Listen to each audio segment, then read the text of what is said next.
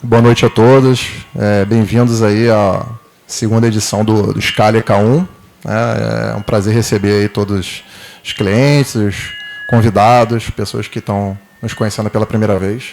É uma grande honra estar realizando esse evento aqui, junto com nossos parceiros também, da Porto Seguro e da Warren.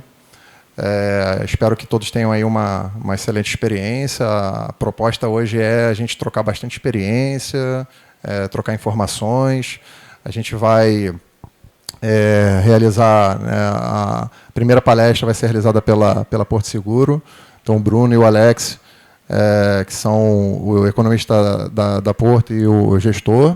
A Magda também, a nossa gerente, vai falar um pouquinho no final da palestra. Depois a gente vai passar a palavra aqui para o Otero, que é o Head de Asset Allocation da Warren, vai trazer também a visão dele sobre mercado, sobre política. E, por fim, eu vou fazer o fechamento do evento. E a gente vai ter também um momento para perguntas e respostas. Tá? Então, passador aqui, só dar um recado aqui bem importante. Então, pessoal, ao longo do evento, se vocês forem tendo...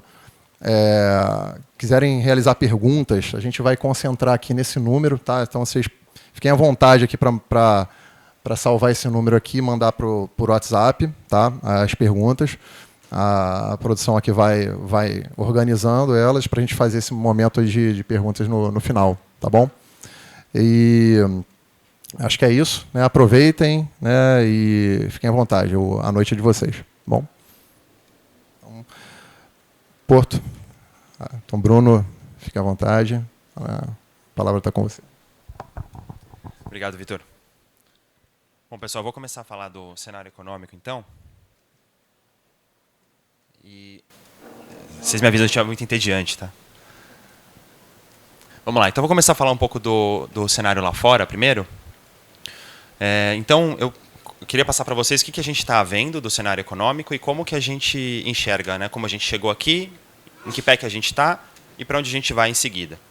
Então, aqui eu estou um pouco chovendo no molhado, mas eu só queria garantir que a gente está todo mundo na mesma página.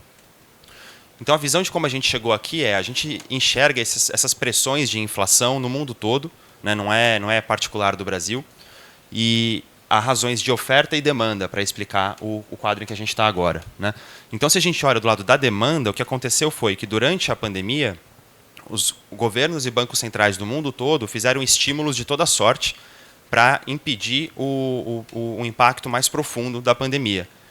E isso pode ser bem ilustrado por esse gráfico que está à esquerda, que mostra o balanço dos bancos centrais. O que aconteceu? Os governos do mundo todo emitiram dívida e os bancos centrais absorveram essa dívida, ou seja, jogaram dinheiro na economia.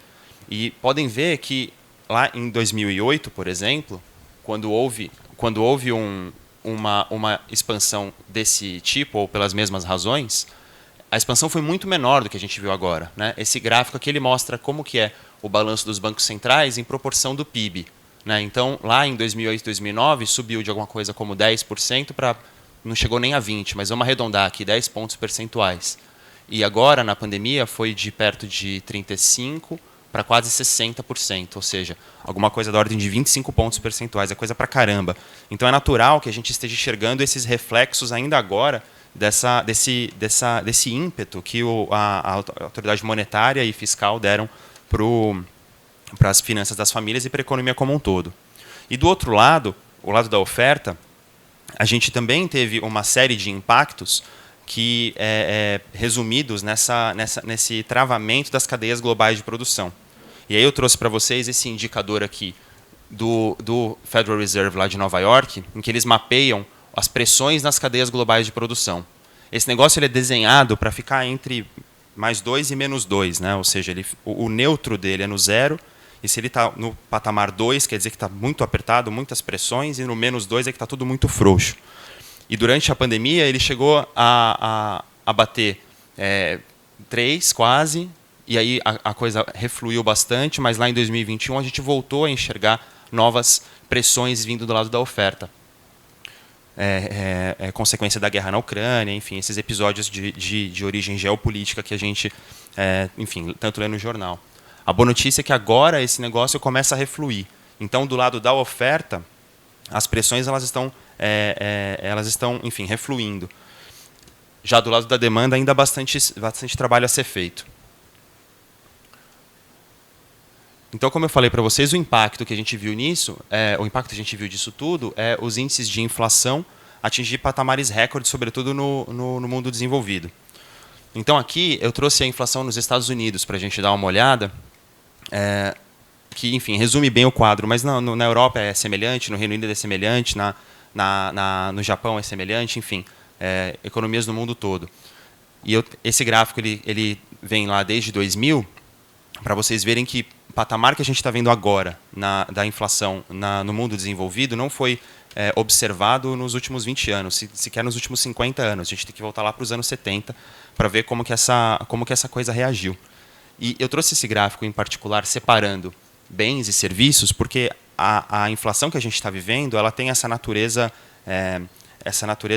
não é homogênea, não é que a gente está enxergando impactos em todos os preços de uma vez. Os impactos eles chegaram primeiro na inflação de bens. Vocês vão lembrar bem, né? Durante a pandemia a gente, enfim, ninguém estava mais viajando, ninguém estava mais indo para restaurante, ninguém estava mais consumindo serviços. Estava todo mundo consumindo. Eu vou reformar minha casa, eu vou comprar uma coisa nova, eu vou comprar um eletrodoméstico novo. Então, o primeiro impacto inflacionário veio do lado dos bens e isso foi acelerado por essas restrições de oferta. E agora, com as restrições de oferta saindo e a economia passando por esse processo de reabertura, a inflação ela trocou de cara. Ou seja, a inflação de bens ela ainda está alta, mas ela já começa a recuar, enquanto que a inflação de serviços ela está começando a mostrar a sua cara agora, a sua cara mais feia agora. Ela ainda está nesse processo de aceleração. E isso aqui é particularmente preocupante para os bancos centrais, porque essa inflação de serviços é que ela é mais sensível à política econômica, ela é mais sensível à política monetária. Então, é essa inflação que os bancos centrais lá fora estavam dizendo que era temporária, que ia passar, e, enfim, estavam torcendo para que a inflação de serviços não pintasse, mas ela está começando a tirar a sua cara agora, né? Então, já me adiantando um pouco aqui, o quadro os bancos centrais eles precisam apertar a política monetária para conter essa expansão da inflação de serviços. E é justamente o que eles estão fazendo, né?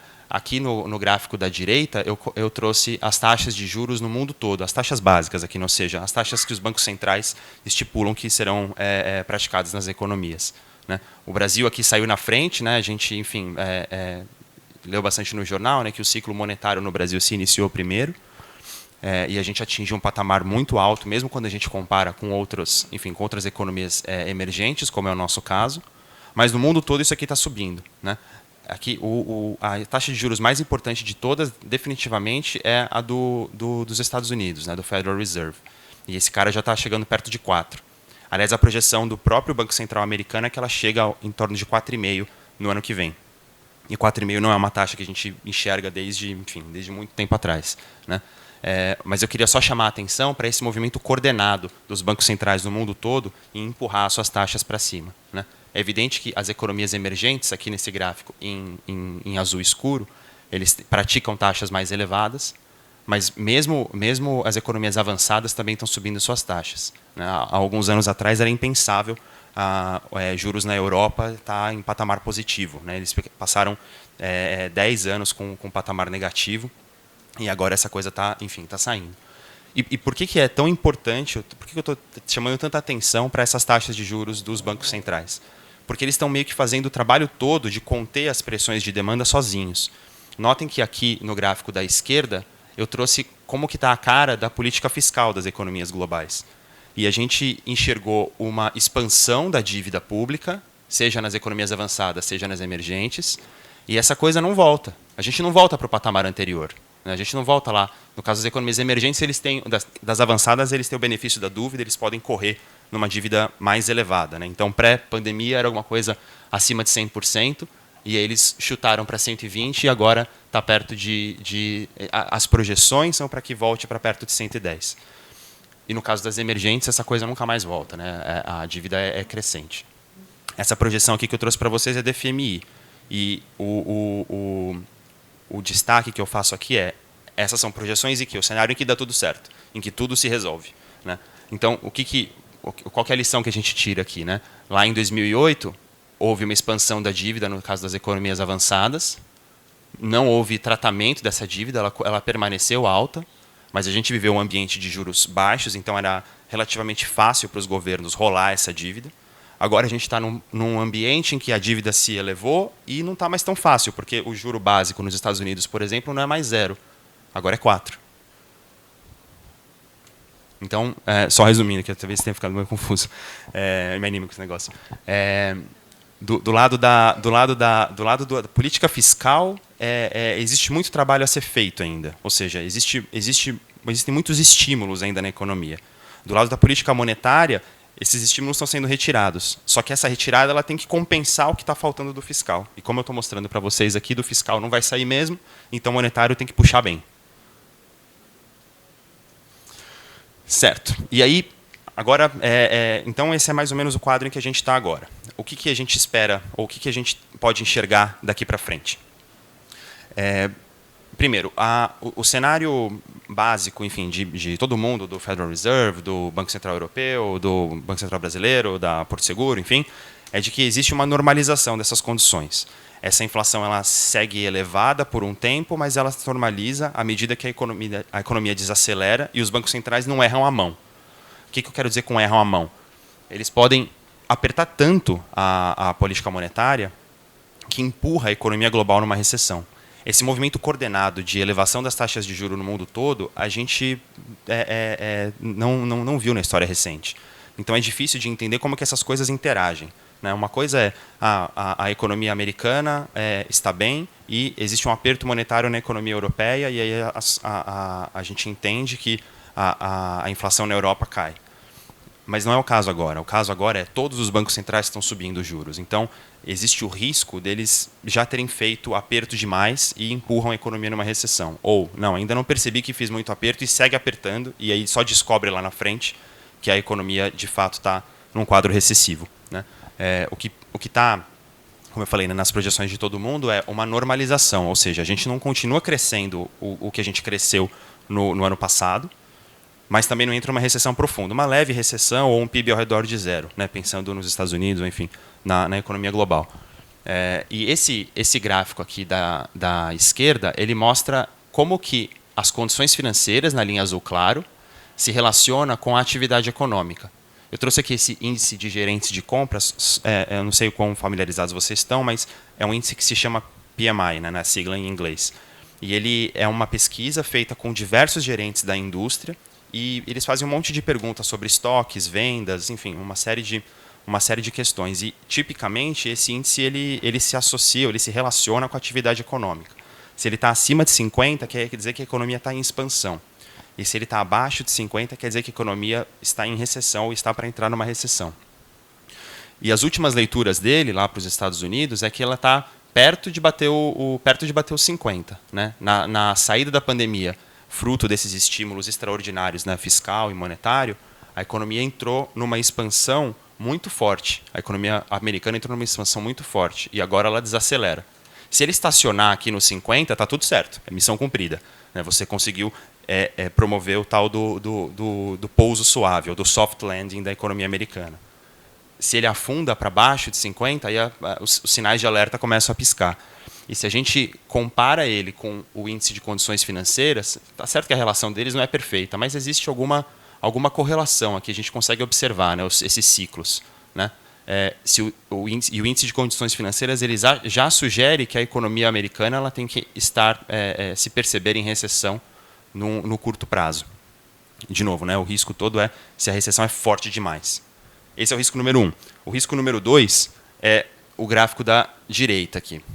E esse é particularmente mais relevante para os bancos centrais, porque eu tô tratando das expectativas de inflação. E, em teoria econômica, a gente tem muita dificuldade de entender explicitamente como que se dá esse mecanismo de deterioração das expectativas. O que a gente sabe é que um banco central crível, ou um banco central que tem a sua reputação elevada, na teoria, a gente imagina que a gente entende que as pessoas elas não vão promover reajustes de preço muito acima da meta de inflação no longo prazo. Porque você sabe que o Banco Central vai fazer o que precisar ser feito para jogar a inflação de volta na meta. E o Federal Reserve ele fez um excelente trabalho em manter essas expectativas ancoradas ao redor de 3, lá no pré-crise de 2008, e pós-crise de 2008 esse negócio até convergiu para 2,5. Ou seja, o Fed estava fazendo um excelente trabalho. Esse foi um período em que a taxa de juros nos Estados Unidos ficou em patamar baixo por muito tempo. Ou seja, ele nem precisava elevar os juros, e as pessoas já sabiam que, bom, se acontecer alguma coisa, o Fed sobe o juro e a inflação vai ser combatida. Mas ele nem precisava fazer isso porque as expectativas eram tão ancoradas que a inflação não saía muito do lugar. Então, era o melhor, assim, missão cumprida para o Fed. Né? Agora, o que a gente está vendo é uma sequência de leituras da inflação em patamar elevado, o Fed titubeando, ou seja, adotando uma postura de não, é transitório, é temporário, eu não preciso subir tanto os juros, e isso tudo tem prejudicado as expectativas de inflação. Eu estou chamando a atenção para essa linha azul escuro, porque ela é o que as pessoas respondem que esperam que a inflação vai ser em média nos próximos 5 ou 10 anos. E a meta do Fed é a inflação ao redor de 2,5, né? Esse negócio já foi para 3, isso daqui deixa a autoridade monetária americana de cabelo em pé. Né? É análogo ao nosso Focus aqui, né? Que o nosso Focus é mais curto prazo, mas, enfim, é um pouco essa mesma história. Né? Então, esses dois riscos para a economia global. Primeiro, entrar numa recessão mais forte, e segundo, as expectativas de inflação desancorarem. E por que isso é um risco? Porque se elas desancoram, elas forçam o Banco Central a promover um aperto monetário ainda mais forte, para provar para todo mundo que realmente ele está lá para proteger, ou, enfim, para cumprir a sua meta. Né? O episódio histórico análogo a esse, enfim, que aconteceu e que a gente se inspira para entender o cenário hoje, é como é que foi o controle inflacionário nos Estados Unidos lá nos anos 70, né, em que a inflação subia, o Banco Central subia os juros ao mesmo tempo, mas logo que a inflação começava a recuar, o Banco Central também recuava os juros. O problema é que as expectativas elas começaram a ganhar vida própria e se elevar para um patamar que o Fed não tolerava. Esse foi o mandato do Arthur Burns, lá no final dos anos 70. Precisou vir o Paul Volcker nos anos 80 e jogar o juro nos Estados Unidos para perto de 20% para efetivamente eliminar a inflação. O custo disso foi uma recessão, não só nos Estados Unidos, mas no mundo todo. Né? Ou seja, o dilema do Fed agora é todo esse. Né? Combater a inflação agora a um custo baixo e não empurrar a economia para um quadro de inflação embrenhada e precisar combatê-la com mais política monetária, com mais força e, enfim, né, com custos maiores também lá na frente. Legal. Aí eu falei um monte de coisa do mundo e tal, e daí, né? O que importa para a gente que está aqui no Brasil? Bom, aqui no Brasil a gente tem um quadro mais ou menos parecido, porque aqui a gente teve estímulos fiscais ao longo de 2020, 2021 e 2022, e a gente teve, né, no período mais recente, elevação das taxas de juros, que significam um aperto das condições financeiras. Mas, pelo menos por enquanto, a gente ainda não enxergou esse aperto das condições financeiras chegar efetivamente na atividade econômica. E a cabeça do Banco Central, enfim, dos economistas você sobe os juros, isso promove uma desaceleração da atividade que, por sua vez, vai segurar a inflação. Se as pessoas não consomem, os preços não reajustam tão rápido. E, por essa razão, a inflação não sobe tanto. Né? Então, toda a proposta de subir o juro, a intenção disso é desacelerar a atividade econômica para desacelerar a inflação. Mas o que a gente viu até agora, nesses indicadores de atividade do IBGE aqui, saímos da pandemia, em que a gente viu uma recessão profunda e rápida, e isso logo deu espaço para uma expansão. E daí essa expansão desacelerou, acho que isso foi mais claro nesse indicador de construção aqui, né? Essa expansão desacelerou e voltou a reacelerar, fruto justamente desses estímulos fiscais que vieram atrás do outro. Né? E da política monetária frouxa também. Bom, agora a Selic está em 13,75, mas os indicadores de atividade ainda não responderam. Né? Parece que para os indicadores de atividade business as usual, né? Segue a vida. Então, a dúvida do Banco Central, a expectativa do Banco Central é que os impactos da política monetária eles estão só com uma defasagem maior. Normalmente levam alguma coisa ao redor de 15 meses para a política monetária apertada começar a surtir efeitos na atividade econômica. Bom, a gente já está a 18 nesse ciclo de elevação da taxa Selic e a gente ainda não viu esses impactos chegando. Então, é possível que a gente esteja num quadro diferente, porque misturou, né, impacto da política monetária com o impacto da da política fiscal do outro lado, e tudo isso no quadro de reabertura da economia, né? Então, a gente imagina que esses impactos ainda estão por vir, né? E, bom, do lado de cá é só os indicadores de confiança que mostram um quadro parecido, né? A normalidade deles é no 100. Eu gosto de trazer esse gráfico até bastante para trás, para todo mundo ter na cabeça o que eram esses indicadores na saída da recessão lá da Dilma, né? E eles estavam em patamar bem baixo, eles vieram se recompondo e agora estão em um patamar mais elevado em, enfim, muito tempo, né? A menos da reabertura da economia pós-pandemia. Mas, enfim, estão em patamares bastante confortáveis, ou seja, quer dizer, confortáveis para quem está produzindo, não tão confortáveis para o Banco Central, que quer desacelerar a atividade. E do lado do fiscal, o caso do Brasil ele é mais delicado do que das economias avançadas. Por que eu digo isso?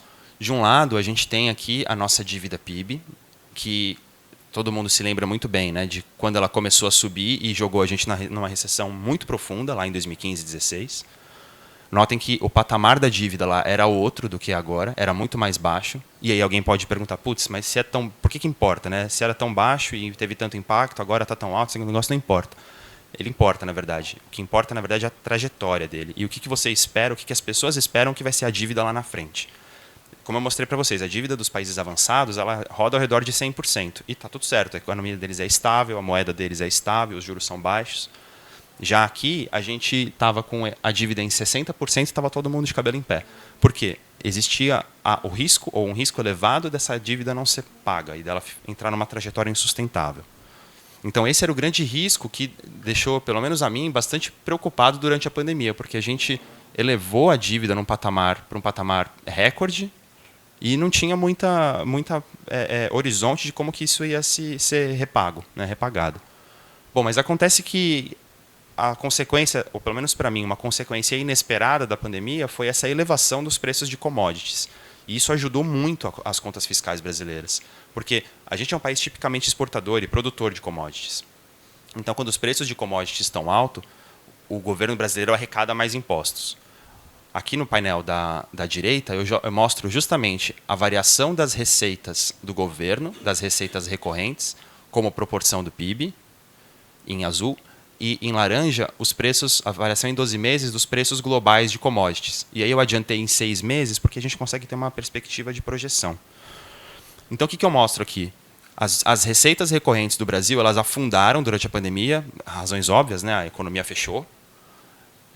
E depois elas se recuperaram muito. Elas tiveram uma expansão muito forte. Mas a razão dessa expansão é porque a gente foi muito beneficiado por esses preços de commodities mais elevados. Bom, foi boa notícia no passado recente, agora não é tão boa, né? Porque justamente com essa história da normalização das cadeias de produção e da desaceleração da inflação de bens, a inflação de commodities também desacelera. Então, daqui para frente, a gente não deveria esperar tantas surpresas com relação às receitas públicas. E isso é muito desafiador porque a gente está num quadro de expansão de gastos. A gente está num quadro de benefícios que são dados à população que são muito elevados e enfim, colocam uma dúvida gigante sobre qual que é a capacidade da gente ter essa trajetória de dívida que a gente enxergou ela recuando, dela continuar recuando, né? De novo, o que interessa sempre é a trajetória da dívida, não necessariamente o patamar. A gente pode estar lá no 85, mas ter uma perspectiva de recuo, porque a gente tem uma política fiscal saudável e está tudo bem. Mas a gente pode estar no 50 e ter uma política fiscal arriscada e não vai estar nada bem. Então, um reflexo dessa política fiscal com tantos riscos associados, ele se traduz na taxa de câmbio, né? O câmbio, ora ele é o preço de ativo, ora ele é uma variável real, né? Ora ele se comporta de acordo com os fundamentos da economia, ora com expectativas. Mas aqui eu mostro para vocês qual que é a relação do câmbio em relação aos fundamentos, e eu já vou explicar no detalhe que nesses gráficos, mas notem que ele está bem descolado dos fundamentos, né? Então, esse gráfico aqui da esquerda, ele mostra o câmbio contra os nossos termos de troca, ou seja, a razão de preços de exportação e importação. Em tempos normais, se os preços das nossas exportações estão elevados, entram mais recursos no país, porque a gente está exportando bastante, e exportando a um preço bom, e por essa razão o câmbio aprecia. Né? E, enfim, se os preços das exportações estão baixos, o câmbio naturalmente é prejudicado. E aí, durante a pandemia, como eu mostrei para vocês no slide anterior, as commodities voaram. E eram para o nosso câmbio ter voado também, só que ele voou para o outro lado, né? Ele se enterrou. E a razão que a gente enxerga para isso é uma combinação, na verdade, de política monetária frouxa, mais o risco fiscal. E eu insisto aqui, na nossa avaliação, o risco fiscal desempenhou um papel muito mais importante nessa depreciação do câmbio, em razão dessa incerteza quanto ao que seria das finanças públicas pós-pandemia. Né? E o gráfico da direita, ele mostra o mesmo quadro, só que ao invés de comparar com os termos de troca que estão associados às contas externas, eu comparo com o diferencial de juros. Aqui a lógica é, se um país paga mais juros do que outro, todo mundo vai querer mandar seus recursos para esse país.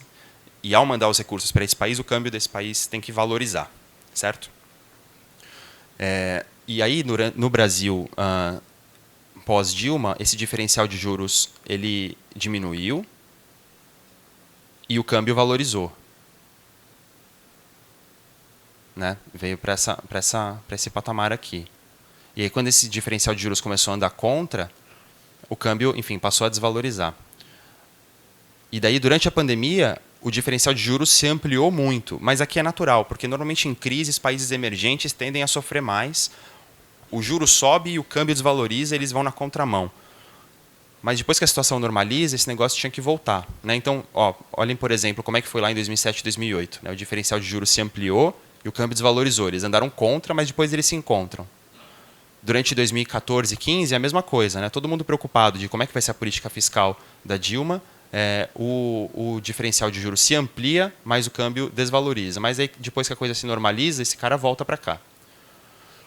Esses gráficos aqui, eles tanto mostram para a gente a história recente, como dão um certo quê de esperança aqui. Porque se, digamos, a coisa certa for feita com relação ao fiscal, esse câmbio tem chance de voltar para um patamar bastante valorizado. Né? Talvez não esse 4 que eu estou sugerindo aqui no gráfico, né? Porque, enfim, é o que faria essas curvas se reencontrarem. Mas se voltar para 4,50 já tem um ganho do ponto de vista de inflação gigantesco. Né? Bom, e para concluir aqui, então, eu trago as nossas projeções. Enfim, é mais protocolar do que outra coisa aqui, porque, de fato, o cenário que a gente tem pela frente ele é bastante...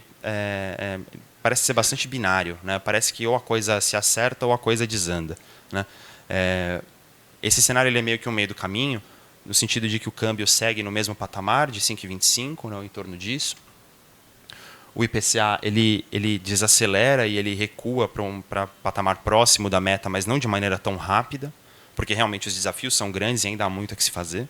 Aqui só, aliás, cabe um reparo que essa projeção do IPCA de 2022 ela está um pouco salgada. Né? Tá todo mundo sendo surpreendido com essas sequências de desinflação, de deflação que a gente tem enxergado. E a gente não está, enfim, a gente não é exceção a essa regra. Então, esse IPCA de 6,2 poderia ser alguma coisa como um 5 alto, 5,8, por aí. E a nossa projeção de PIB, que também tem surpreendido a gente, só que por outro lado. Né? A atividade econômica no Brasil está bastante forte, então poderia ser alguma coisa até acima desses 2,5 com 0 que a gente está sugerindo aí nessa planilha. E de taxa Selic, dado esse cenário todo, dado esses desafios fiscais, dado essas expectativas de inflação que ainda estão bastante fortes ou bastante embrenhadas na economia, a gente enxerga que o Banco Central só conseguiria começar o ciclo de redução da Selic lá mais para o final do ano que vem. Mas, evidentemente, aqui existe um viés para baixo, no sentido de que se a coisa certa for feita, se o governo que assumir, seja ele quem for, vier com um compromisso fiscal de colocar as contas públicas em ordem, não precisa ser um teto de gastos, mas pode ser alguma coisa minimamente que pare em pé, tem chance do câmbio voltar rápido, as expectativas voltarem rápido e o Banco Central ter a chance de reduzir a taxa Selic mais cedo que isso. Acho que me estendi aqui, me animei. Então eu passo a palavra para o Alex agora, vai falar um pouco dos nossos fundos de previdência.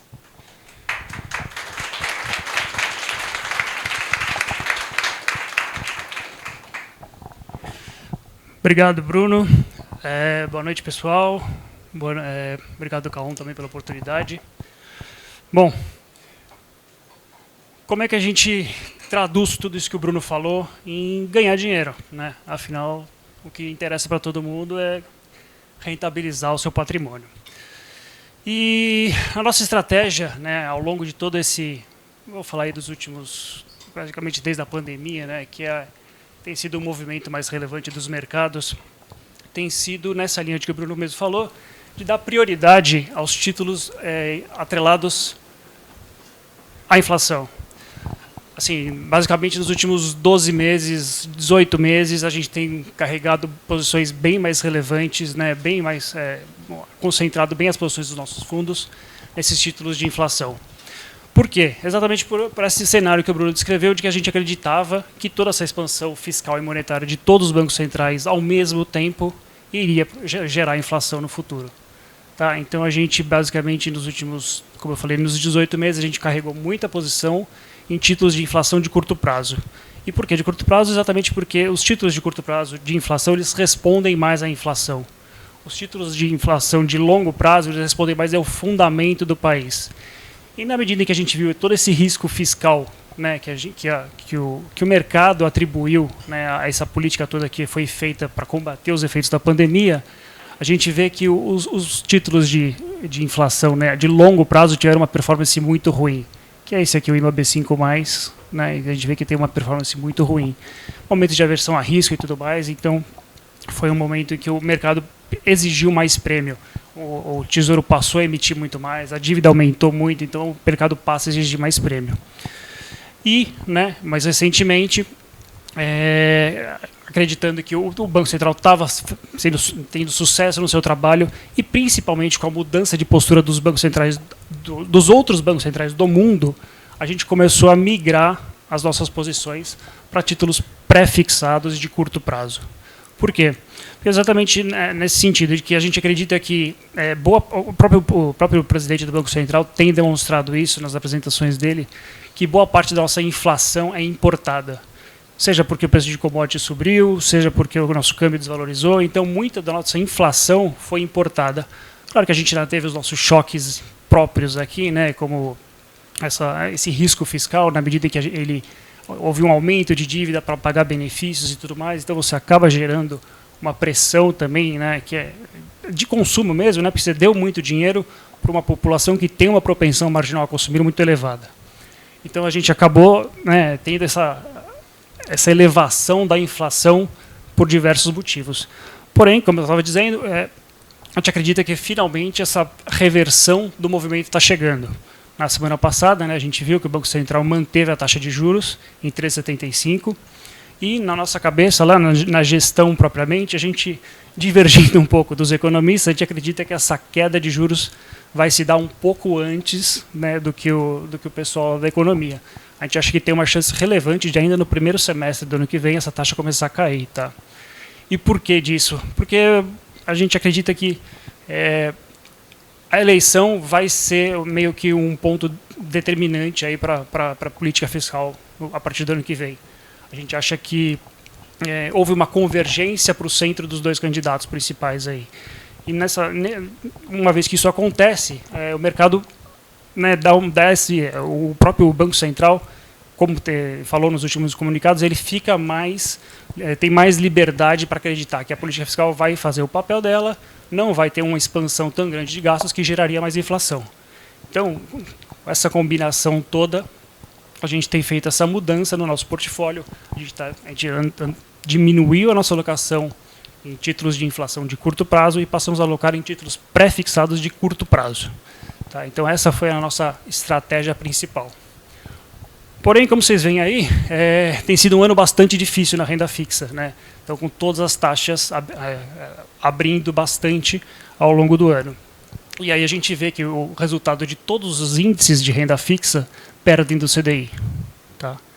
Então, a gente vê mesmo o que chega mais perto no ano ainda está abaixo do CDI. E por que isso é importante? Né? Porque assim, os nossos benchmarks, né, é uma composição de todos esses índices aqui. Tá? E a gente tenta, né, minimizar, né, ou melhor alocar os nossos riscos dentro dessas classes de ativos. Bom, aqui tem hoje é o nosso principal produto, o nosso carro-chefe, é o nosso renda fixa ativo, né, que é o Diamante Plus. A gente teve um mês agora de agosto, foi bastante positivo. A gente fechou ali, né, com 130 do CDI. O mês de setembro ainda não fechou, mas eu posso adiantar aí que a gente está tendo mais um mês bastante positivo. Deve estar chegando também próximo de 130 do CDI. E estamos jogando o ano aí para próximo de 95% do CDI. Tá? A gente estamos correndo atrás, né? A gente sabe que foi um ano bem difícil.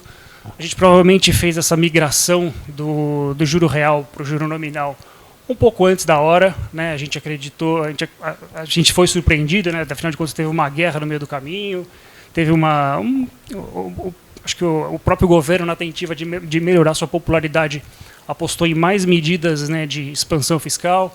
Isso acabou prolongando a inflação. E os bancos centrais, os outros bancos centrais também demoraram um pouco mais a reagir do que a gente esperava.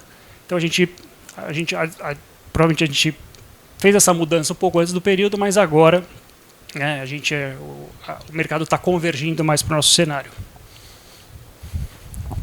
Esse é um produto novo nosso. A gente tem trabalhado bastante na reestruturação de grade de produtos da Porto. A gente tinha uma grade de produtos que, vamos ser honestos, era bem limitada, era bem restrita. A gente tinha poucos produtos de renda fixa. E esse é um cara que a gente tinha uma série de demandas de um cara de renda fixa, um pouco de menos volatilidade, que pudesse navegar em momentos, né, de maior aversão a risco, de maior instabilidade, ele pudesse navegar mais tranquilamente. E a gente montou esse cara, que é um cara que como eu disse, é uma volatilidade mais reduzida, mas que ele vai te entregar ali com consistência em torno de 105 do CDI líquido. Tá? É uma carteira, é um benchmark muito bem estruturado. A gente fez um estudo de longo prazo com todas as métricas de risco, e ele começou, né, como a gente está vendo aí, está começando bem. Esse mês agora de setembro também deve estar nessa faixa aí de 110 do CDI. Aqui é o nosso produto de crédito privado. Esse cara está muito bem. A gente vê que a janela principal dele aqui, 124 meses, é basicamente que pega o auge ali da crise da pandemia. E por que isso é importante? Porque a gente tem uma política de crédito muito criteriosa, sabe? A gente faz uma análise bastante profunda, bem minuciosa de tudo que a gente coloca para dentro dos fundos de crédito.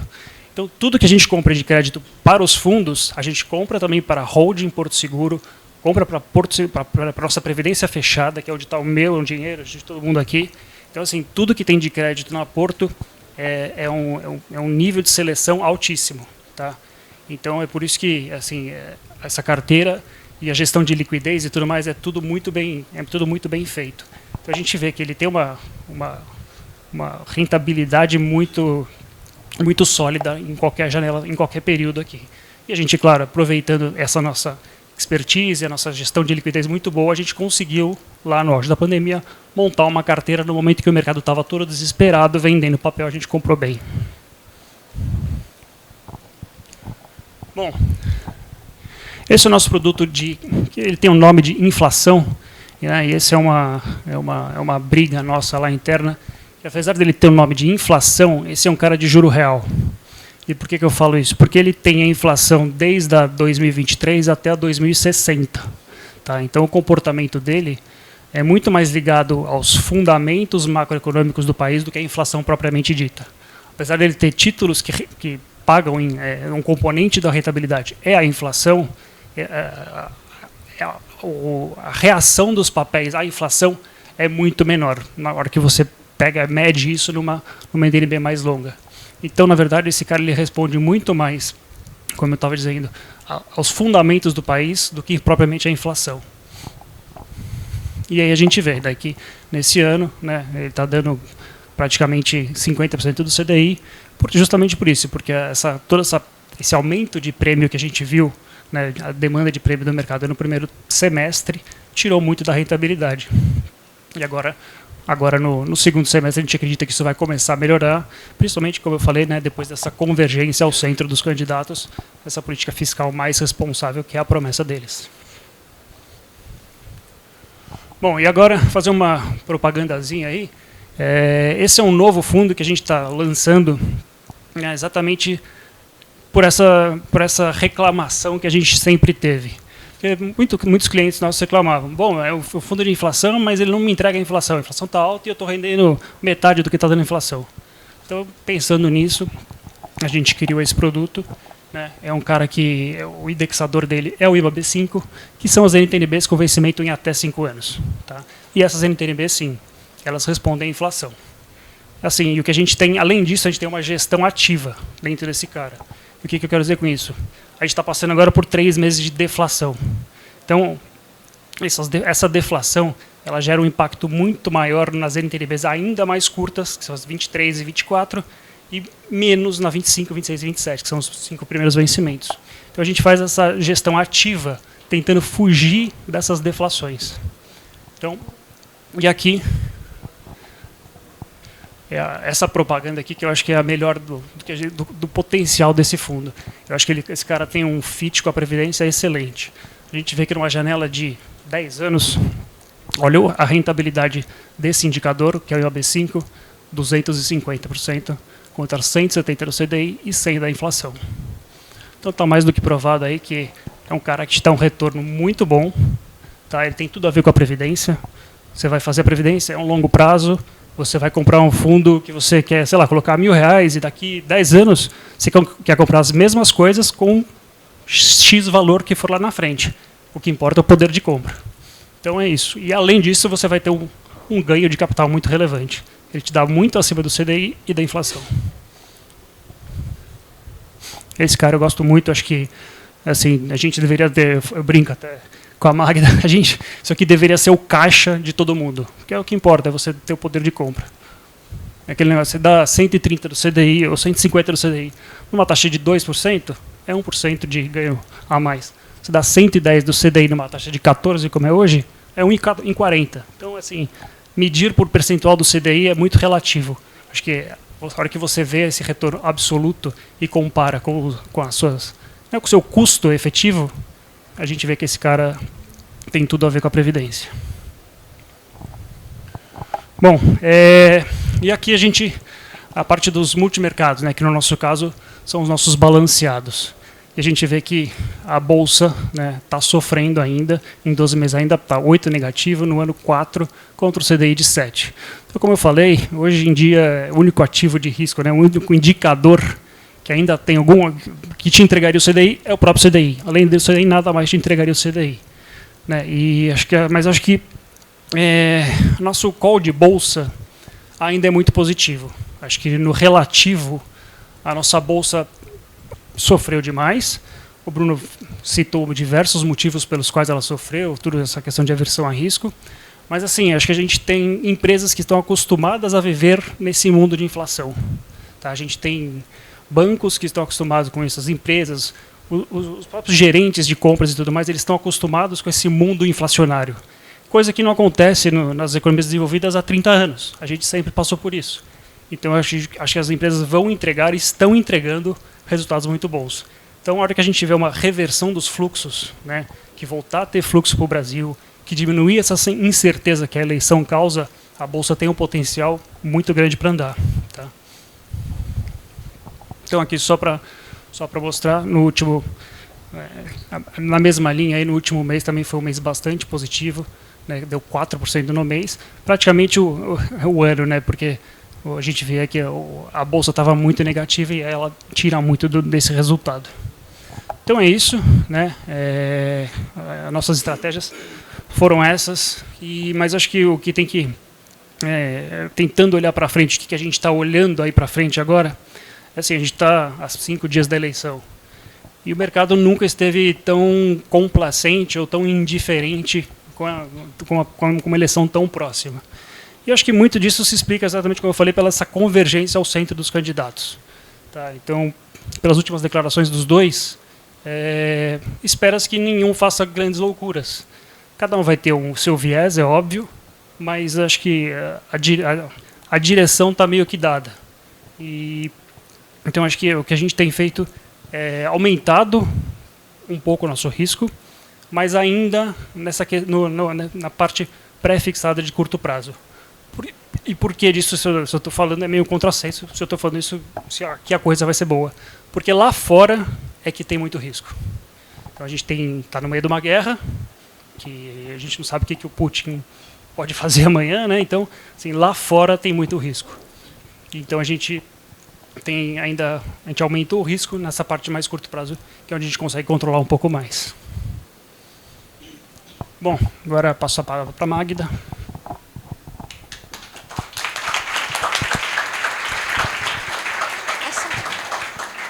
Obrigada, meninos. Bom, boa noite. Antes de mais nada, queria até agradecer, né, pelo convite. O nosso parceiro também, que é o Warren. E agradecer aos clientes. Eu sei que alguns clientes nossos aqui da Porto Seguro estão aqui presentes, então eu quero agradecer. Raramente a gente consegue encontrá-los, né? Até porque vocês estão muito bem representados pela K1, né?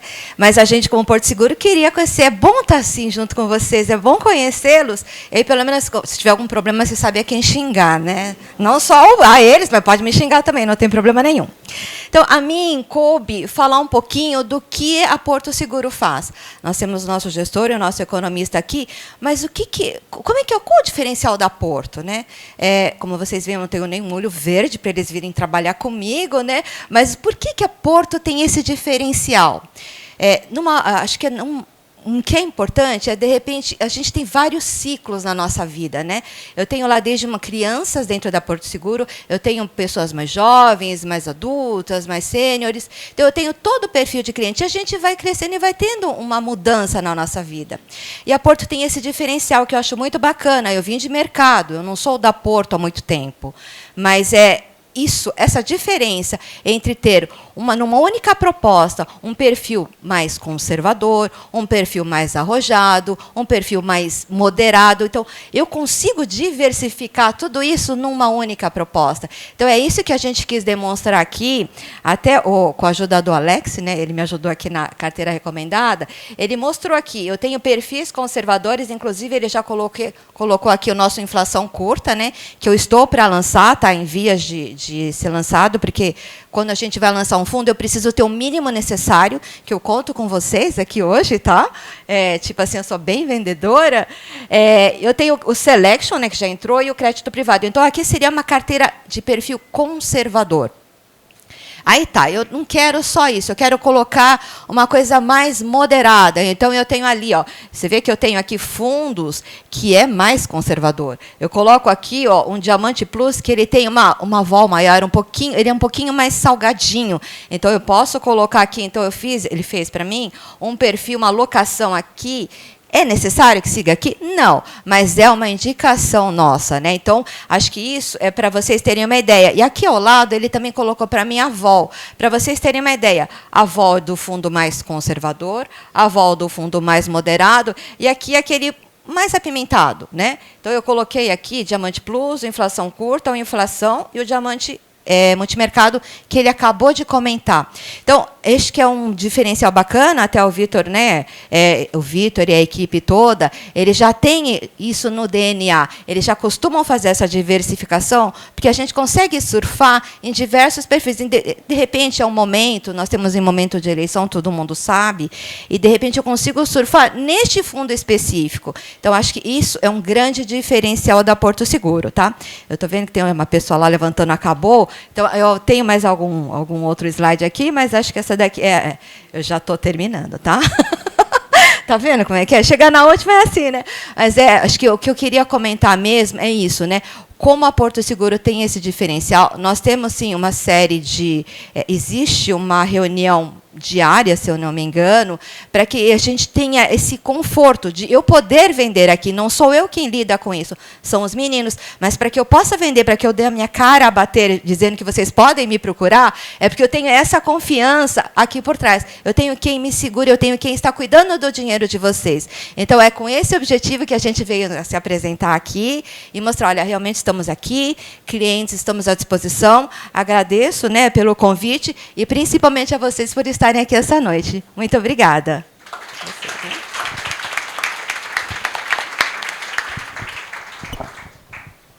Beleza. Muito obrigado. Obrigado, a apresentação da Porto aí foi bastante esclarecedora. Pessoal, só fazendo um recado rápido aí, enquanto o pessoal troca a apresentação. Na mesa de vocês tem aí o QR Code com toda a programação, inclusive tem também o número do WhatsApp, que eu mostrei rapidinho, de repente o pessoal não deu, quem não conseguiu anotar, tem na programação, tá, o número que vocês podem encaminhar as perguntas, tá, aqui para a organização, tá, que a gente vai fazer na sequência depois aí da palestra do Otero, tá bom? Bom, vamos lá. Otero, a palavra está contigo. Seja bem-vindo. Obrigado.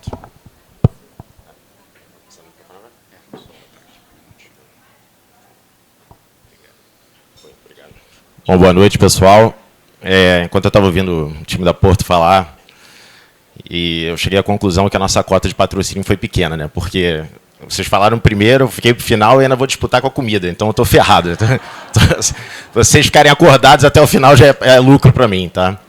Bom, eu vou explicar rapidamente a nossa dinâmica aqui. Um pedaço da minha apresentação. Eu não consigo escapar, a gente vai ter uma interseção aqui. Para minha sorte, a gente está concordando mais do que discordando, senão ia ficar um negócio meio estranho. Mas eu vou passar rapidamente aqui sobre um questionamento que a gente se faz enquanto investidor, se a gente está diante ou não de uma recessão. Vou falar de um tema que quase não está quente, que é eleições. Tá? Eu fui palestrar semana passada no Sul, palestrei em 6 cidades, sendo que 5 em Santa Catarina, o público lá é prioritariamente bolsonarista. Eu mostrei pesquisas que o pessoal não confiava, e eu cheguei lá falando, bom, vou ser espancado. Mas, para minha surpresa, o pessoal gostou da apresentação, então eu tenho esperança que vocês também gostem. Tá? Depois, o 3 e o 4 aqui, basicamente, é juntar essas informações e falar o que a gente está fazendo, o que o mercado está achando, e como a gente está se posicionando. Depois a gente abre aqui para a parte de perguntas e respostas, tudo isso rápido para vocês não morrerem de fome. E aí, não sei se antes ou depois do jantar, a gente vai fazer uma dinâmica com vocês, que quem prestar atenção vai receber uma viagem de presente. Tá? Brincadeira, é um livro. Bom, essa aqui é a nossa equipe. O Celson, que é o nosso CIO, infelizmente ele teve um contratempo hoje da empresa. Está ainda em reunião, resolvendo pepinos. E ele não pôde vir, eu peço desculpas a todos por conta disso. Mas vamos lá, né? Primeiro ponto aqui, eu prometo ser bem rápido, Bruno. Não me olhe com essa cara de julgamento aí, tá? Também sou economista. A primeira pergunta que a gente se faz lá é a seguinte, se a gente está diante ou não de uma recessão lá fora, né? O Bruno já adiantou, já deu uma opção de spoiler, então eu vou tentar não ser repetitivo aqui. Lá fora a gente tem um problemaço de inflação. E tanto Estados Unidos quanto a Europa estão com essa inflação em 12 meses ao redor de 10%, 9%. Em parte causado por conta dessa questão de energia, mas os Estados Unidos têm um problema também chamado mercado de trabalho. Aí você pode falar o seguinte, pô, o Eduardo é maluco, o Eduardo está falando que ter muito emprego, ter muita gente trabalhando é um problema. Não, não é isso. É só para a gestão da inflação para o Banco Central. Isso é um problema pelo seguinte, até algum tempo atrás, aí, Bruno, me corrija se eu estiver enganado, não sei quantas semanas ou meses atrás, se você desse um emprego para cada desempregado, ainda sobraria um emprego. Tá? Ainda teria emprego disponível. Então, a inflação de salários lá também estava pressionada. Não se trata apenas de uma questão de energia lá. Tá? Então, o Fed tem um problemaço para resolver. Concordo muito com o que eles falaram aqui em relação à projeção de taxa de juros lá. E aqui, a gente costuma sobrevalorizar os eventos Brasil. Quer dizer, tem muita gente que fala o seguinte, eu só vou investir depois da eleição. Mal sabe ele que a alocação do gringo no Brasil é de 0,5%. E o que vai determinar preço é o estrangeiro entrando ou saindo. Tá? Então, assim, só para vocês terem ideia, esse é um gráfico anterior à Super Quarta, a quarta da semana passada, quando teve a decisão do Fed e do Banco Central, onde o mercado projetava para os próximos 12 meses uma taxa de juros ao redor de 4 alguma coisa. Tá? A gente olhava para isso e a gente falava, cara, tem alguma coisa de errado aqui nessa equação. Tá? A gente olhava um pessoal que a gente gosta de acompanhar, o pessoal já citando 5%, e qual é a nossa preocupação aqui? É que se você der uma olhada na história, assim, desinflacionar a economia, onde você está rodando nos níveis que você está, para voltar para 2%, geralmente demanda tempo. Tá? E aí eu concordo muito com o gráfico que o Bruno colocou aqui em relação às expectativas. Gerir expectativas é um problemaço. E aí, qual é o problema? O problema é que, isso aqui era a expectativa do mercado em relação à taxa de juros lá fora, ela não para de subir. Juro americano mais alto machuca. Tá? E a questão é, se o mercado não enxergar em determinado momento essa inflação lá na frente, que nem a expectativa, conforme o Bruno comentou, desacelerando, a pergunta que vai ser colocada é, qual é a taxa terminal? Até onde ele vai? Tá? Então, a gente olha para isso como uma fonte de preocupação. Tá? Avançando aqui para a Europa, e aqui só um último dado, se você comparar os PIB trimestral realizado versus projetado lá fora, com alguma consistência o mercado tem errado. Tá? O mercado prevê um número maior do que de fato acontece. Ou seja, a gente tem tido números menores. Tá? A estimativa do PIB, as expectativas caindo, cedendo. E na zona do euro, gráficos muito semelhantes, só que aqui tem um problemaço, questão do gás. Vocês devem estar acompanhando aí, né? Hoje existe a suspeita que tenha tido algum tipo de ato terrorista, né? Algum tipo de sabotagem, né, no gás lá da Noruega, na Europa. Né? Então, você tem um problema seguinte, o gás europeu, cerca de 40% do bloco europeu consome gás da Rússia. Isso não é uniforme entre os países. Né? E aí, quando o preço da energia dispara, alguém vai ter que pagar a conta. A pergunta que a gente faz é, quem paga essa conta? O cidadão, o governo ou os dois? A gente viu uma sinalização por parte de alguns governos de indo na frente, olha, deixa eu dar um cheque aqui para poder amenizar isso, e não é à toa que vocês devem ter acompanhado o euro chegando nas mínimas em muito tempo. Tá? Mais recentemente, na semana passada, a gente viu a Inglaterra no momento Brasil, né, onde num primeiro momento o Banco Central deles aumenta juros menos do que deveria, e no dia seguinte o cara liga a torneira de gastos, resultado, estão aqui as expectativas sobre taxa de juros da Inglaterra subindo para caramba, lembrando muito os gráficos brasileiros. Tá? Então, isso tudo é só para lembrar que lá fora não é céu de brigadeiro. Tá? Eu concordo bastante aqui com o resumo do que eles falaram no final. Lá fora não é céu de brigadeiro. A gente costuma sobrevalorizar os eventos, vamos dizer assim, nossos, né?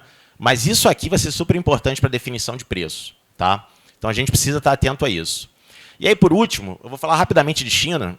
Eu nunca fui para a China, não sou especialista em China, mas, enquanto economista, a gente consegue fazer algumas contas. Né? E a gente tem visto o modelo de crescimento chinês dos últimos anos, em parte influenciado pela questão do imobiliário, sendo ajustado. O governo chinês está olhando para isso, está querendo puxar o freio de mão. Tá? E aqui eu vou fazer uma pergunta para vocês. Alguém aqui lembra desse nome? Evergrande? Alguém aqui lembra? Vejo algumas pessoas balançando a cabeça. Né? Vocês lembram do que foi o mercado naquele período? O mercado sofreu, não sofreu? Agora deixa eu fazer uma pergunta para vocês. Vamos ver quem acerta. Quanto que vocês acham que essa empresa tem no mercado de incorporação da China? Chute. Só não vale mais do que 100%, né? Porque teve um cara lá no sul que falou 150%. Eu falei o cara já está dominando outro país, não é possível. Assim, quanto? 75? 80? Alguém dá menos? Alguém dá mais? Palpite, Bruno. Palpite, cara. Não. Palpite. Quem falou 80%? Ele. Então, segundo o Datafolha, você acertou, tá? Porque ela tem 3%. 3%. Tá? Esse mercado lá, ele é muito fragmentado. E aí, na hora que aconteceu aquele evento, todo mundo se questionou, espera aí, é somente com ela, esse buraco é mais embaixo, e a gente viu o mercado balançar bastante. Fato é, assim, até confiar nos dados da China já é um pouco delicado, né? Assim, o negócio é meio black box, uma caixa preta.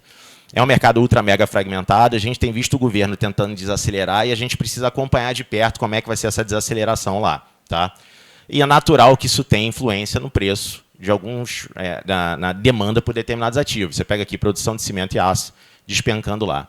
Dito isso, pessoal, de uma forma bem rápida, e eu não quis me estender aqui até por conta da aula que o Bruno já deu, é o seguinte, lá fora não é céu de brigadeiro, não se trata aqui da gente falar, olha, eleição aqui pode vir, sei lá, o Boulos, que vai dar tudo certo, porque lá fora é céu de brigadeiro. Não é o caso, tá? E aqui eu começo a falar de eleições, que eu acho que é um assunto que mexe um pouco com as paixões, né? E é um pouco mais delicado. E aqui não vai entrar, no primeiro momento, qualquer julgamento da minha pessoa, nem sobre as meus vieses, nem sobre meu achismo, tá? Eu vou, no primeiro momento, retratar aquilo que é dado, aquilo que está aí, é uma foto, tá? Claro que vocês podem ficar completamente à vontade na parte das perguntas para poder trazer questionamentos. Vamos lá. Há aproximadamente um ano atrás, a gente começou a rodar o país para poder fazer eventos para os nossos clientes e a gente tinha essa apresentação daqui, quando a gente não acreditava na terceira via.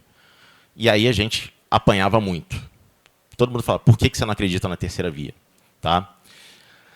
E a gente falava isso pelo seguinte, a gente observava na pesquisa espontânea uma característica em comum nos dois candidatos. Tá? Eles têm um piso alto e o teto baixo. O que é o piso alto e o teto baixo? Lembrando que eu estava em novembro do ano passado.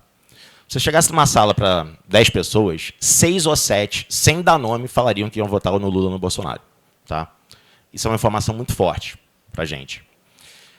Outro ponto que a gente colocava lá em novembro. A gente aqui, lá em novembro, a gente até faltava quase um ano para a eleição. Ainda tinha muito tempo para correr. Vamos lembrar o que aconteceu em 2014. Em 2014, o avião do Eduardo Campos cai. A Marina, que era a vice, vira candidata. E aí, não sei se vocês vão lembrar, mas no dia 2 de setembro de 2014, eu lembro disso porque eu fiz uma operação de proteção para os meus clientes, tinha as pesquisas de tracking indicando que a Marina ia ganhar com 62%. Ela terminou em terceiro. Tá? Então, as coisas mudam. Outro ponto. Eu falava sobre a fragmentação da terceira via, e aqui tem um argumento contra, um argumento a favor, que é a fragmentação da terceira via em vários nomes era um negócio ruim para a terceira via se firmar. Mas, ao mesmo tempo, num vácuo, vai aparecer uma opção de gente querendo pegar esse vácuo. E nem que seja para o cara se lançar e depois gerar algum grau de alavancagem para tirar o nome dele. Tá? Então, isso aí, naquele momento, não me assustava ainda. Tá? Claro que depois, quando você avança no tempo e vê o que foi a disputa interna do PSDB, aí você pode se questionar. Outra coisa, naquela época, o Lula não havia lançado o nome dele ainda. E eu falava, ele vai ser o 9 parado. Novembro 21, teto rompido, juros subindo, expectativa de inflação subindo, percepção como um todo para a economia piorando. E eu lembro que, inclusive, todos os economistas naquela época, se olhassem uma foto de projeção para o realizado hoje, erraram. 22 foi muito melhor. Né? Então, ele era o 9 parado, porque o que vinha de rejeição de um lado, olhava quem é o candidato e o nome dele aparecia. Tá? E aqui, só uma provocação, é que a gente claramente viu um processo de deterioração da economia naquele período. Tá? E, historicamente, a história pode até não se repetir, mas ela rima. O primeiro ano de um mandato, de um novo governo, é o melhor período para ele poder fazer o ajuste. Tá? Então, se tiver que fazer algum dever de casa, que seja agora, no primeiro ano. Tá? Depois é mais complicado. E aqui eu estou só compilando pesquisas. Tá? Esse compilado de pesquisas espontâneas, mostrando claramente essa questão da polarização entre Lula e Bolsonaro. Quando você olha estimulado, os nomes deles, também 44 com 35 na média. Lembrando, isso aqui é uma média de 93 pesquisas. Não adianta apontar o dedo e falar o seguinte, não confio em nenhuma. São 93, 14 institutos, é coisa pra caramba aqui. Tá? Claro que, ao longo dos últimos dias, apareceram vários questionamentos sobre a metodologia. Né? E a gente que está lá olhando para a tela, a gente acaba se divertindo com algumas interpretações, mas tem coisa legal. E a gente vai trazer algumas coisas aqui só para, talvez, nos convidar para uma reflexão. Tá? Um problema que é um achismo meu. Acho que um problemaço para o Bolsonaro é o nível de rejeição dele. O nível de rejeição dele é um negócio complicado. Tá? Já foi maior, hoje está menor. Claro que a economia melhorar ajuda. Inclusive, se você olhasse alguns modelos que levam em consideração as variáveis econômicas, teoricamente, essa aceitação dele deveria ser maior. Tá? Há quem diga que esse número dele é menor do que os modelos sugerem. E aí, quando a gente olha o compilado também, está algo ao redor de 10%, mais ou menos, a diferença no segundo turno entre eles. Aí eu vou trazer alguns contra-argumentos para isso daqui. O primeiro contra-argumento foi um estudo que a Ace Capital fez aqui no Brasil, uma gestora macro, que a gente é cliente. E eles olharam para o Datafolha e o Ibope, faltando 30 dias para a eleição, que não é o nosso caso hoje, né? A gente falta menos de uma semana. E eles observaram que entre 2002, 2006, 10 e 14, e eu vou desconsiderar 18, único e exclusivamente por conta do evento Facada, tá? Porque é um evento anômalo. Com consistência, aquele que viria a ser o segundo colocado chegou com uma pontuação melhor, tá? Em termos de diferença para o primeiro. Então, por exemplo, o Serra tirou 4 pontos em 2002, o Alckmin tirou 22, o Serra tirou 9 e o Aécio tirou 13. Tá? Outro ponto, eu não sei se chegaram a ver esse estudo, que eu cheguei a ligar para esse analista lá da Legacy. Isso é uma gestora macro aqui no Brasil, que ele basicamente, ele rodou uma regressão, onde ele rodou o indicativo de voto por renda em todos os estados, e ele observou que quanto menor a renda, mais superestimada a expectativa de voto é. Tá? E aí tem um elemento chamado abstenção. Pode acontecer do cara de menor renda, talvez um cara um pouco mais apertado de grana, o cara simplesmente decide. Foi mal. Ele decide não votar. E ele chegou ao ponto de estimar o que seria na cabeça dele a diferença para um lado e a diferença para o outro. Tá? De novo, eu não estou fazendo qualquer julgamento de valor, estou retratando para vocês aqui visões alternativas às pesquisas clássicas. Tá? Na cabeça dele, existe uma diferença ao redor de 8% para o Lula para baixo e 6% para o Bolsonaro para cima. Eu falei para ele, cara, então o que você está me dizendo é que o Lula está liderando, desculpa, que o Bolsonaro está liderando. Ele falou, por 2%. Ele ainda falou assim, confiante, né? Ele falou, por 2%. Eu falei, entendi. Bom, então, essas duas visões que a gente trouxe aqui da ACE e da Legacy são visões para poder, talvez, de uma forma educada, mostrar que talvez a distância que a gente tenha visto por aí, né, em alguns institutos, 15%, 16%, talvez essa distância não... A disputa talvez seja mais acirrada do que isso. Tá? Vai mudar o resultado? Não sei. Qual pesquisa que eu gosto de olhar? A pesquisa Atlas. Tá? E desde o ano passado a gente conversa com o Andrei. O Andrei é um romeno que veio para o Brasil, já tem um tempinho. O número acho que está pequeno aí para vocês aí atrás, se vocês quiserem a gente pode falar. Essa pesquisa Atlas indica o Lula com 48% e o Bolsonaro 41%. Repara que a distância aqui já é 7%. Tá? E ele hoje, numa entrevista que ele deu para a CNN, ele nota que já existe uma desidratação do Ciro e da Tebet caminhando para os dois aqui. Tá? E aí entram alguns questionamentos do tipo, legal, mas isso aqui é um número alto, né? Será que mata no primeiro turno? E ele fala, olha, a probabilidade hoje é maior. Maior em relação ao que era no passado, porque ele está conseguindo trazer um pedaço desse voto útil. Ele acha que tem muita água para rodar ainda, ele acha que a questão do primeiro turno, em parte, vai ser influenciada por conta do debate que a gente vai ter na sexta-feira. Tá? Mas, assim, ao não ser que aquelas projeções da margem de erro de 14%, que a gente estava brincando outro dia lá no escritório, que costuma ser um pouco maior do que o previsto, embora ele, em 18, tenha obtido um bom resultado. A gente precisa ser justo. Assim. Algumas pesquisas indicavam o Bolsonaro com 31%, ele sugeria 44%, e o número foi próximo disso. Tá? Assim, parece que está pró-Lula. Tá? E quando a gente olha no mercado, o mercado trabalha hoje com um cenário de pró-Lula. E aí eu trago o ponto que eles trouxeram aqui. Legal. A gente está falando de um cenário binário, hoje é um pouco diferente do que era em 2014. Tá? Em 2014, a Dilma, ela parecia ser, segundo relatos, alguém que não dialogava muito. Tá? Alguém que não era tão pró-diálogo, ela tinha algumas convicções dela. Tá? E aqui cabe só uma ressalva. Né? Quando a gente fala do jogo da política, o Lula joga a Champions League, porque o cara pegou o Alckmin, que terminou lá em quarto ou quinto em 2018, e falou, cidadão, senta aqui do meu lado. Vamos junto. Em 2006 ele era chamado de nazista. Mas vamos junto.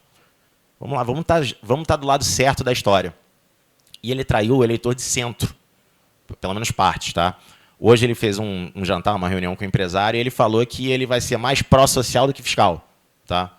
E aí eu me questiono até que ponto a gente enxerga o Lula pró-centro, porque a gente gostaria que fosse. Tá? Mas o fato é, ele pegou o Alckmin para o lado dele, e mais recentemente ele fez algumas alianças. Ele colocou lá o Meirelles para jogar o currículo dele na semana passada, o mercado deu uma reagida. As informações que a gente tem lá de dentro é que o Meirelles não deve ocupar uma pasta na Fazenda. Eu entendo perfeitamente o Alckmin não querer essa pasta. Acho que 23 pode ser um ano, pelo menos a nossa opinião lá, que pode ser um ano complicado. Então, ainda mais com o externo, é um pouco mais complicado. Ninguém vai querer estar nessa pasta, pelo menos ele, não gostaria de estar nessa pasta para poder fazer o trabalho difícil. Mas o fato é, quando você vai falar com o mercado, o pessoal está falando o seguinte, meu amigo, me mostra quem é a tua equipe. Eu preciso saber quem é a tua equipe. Tá?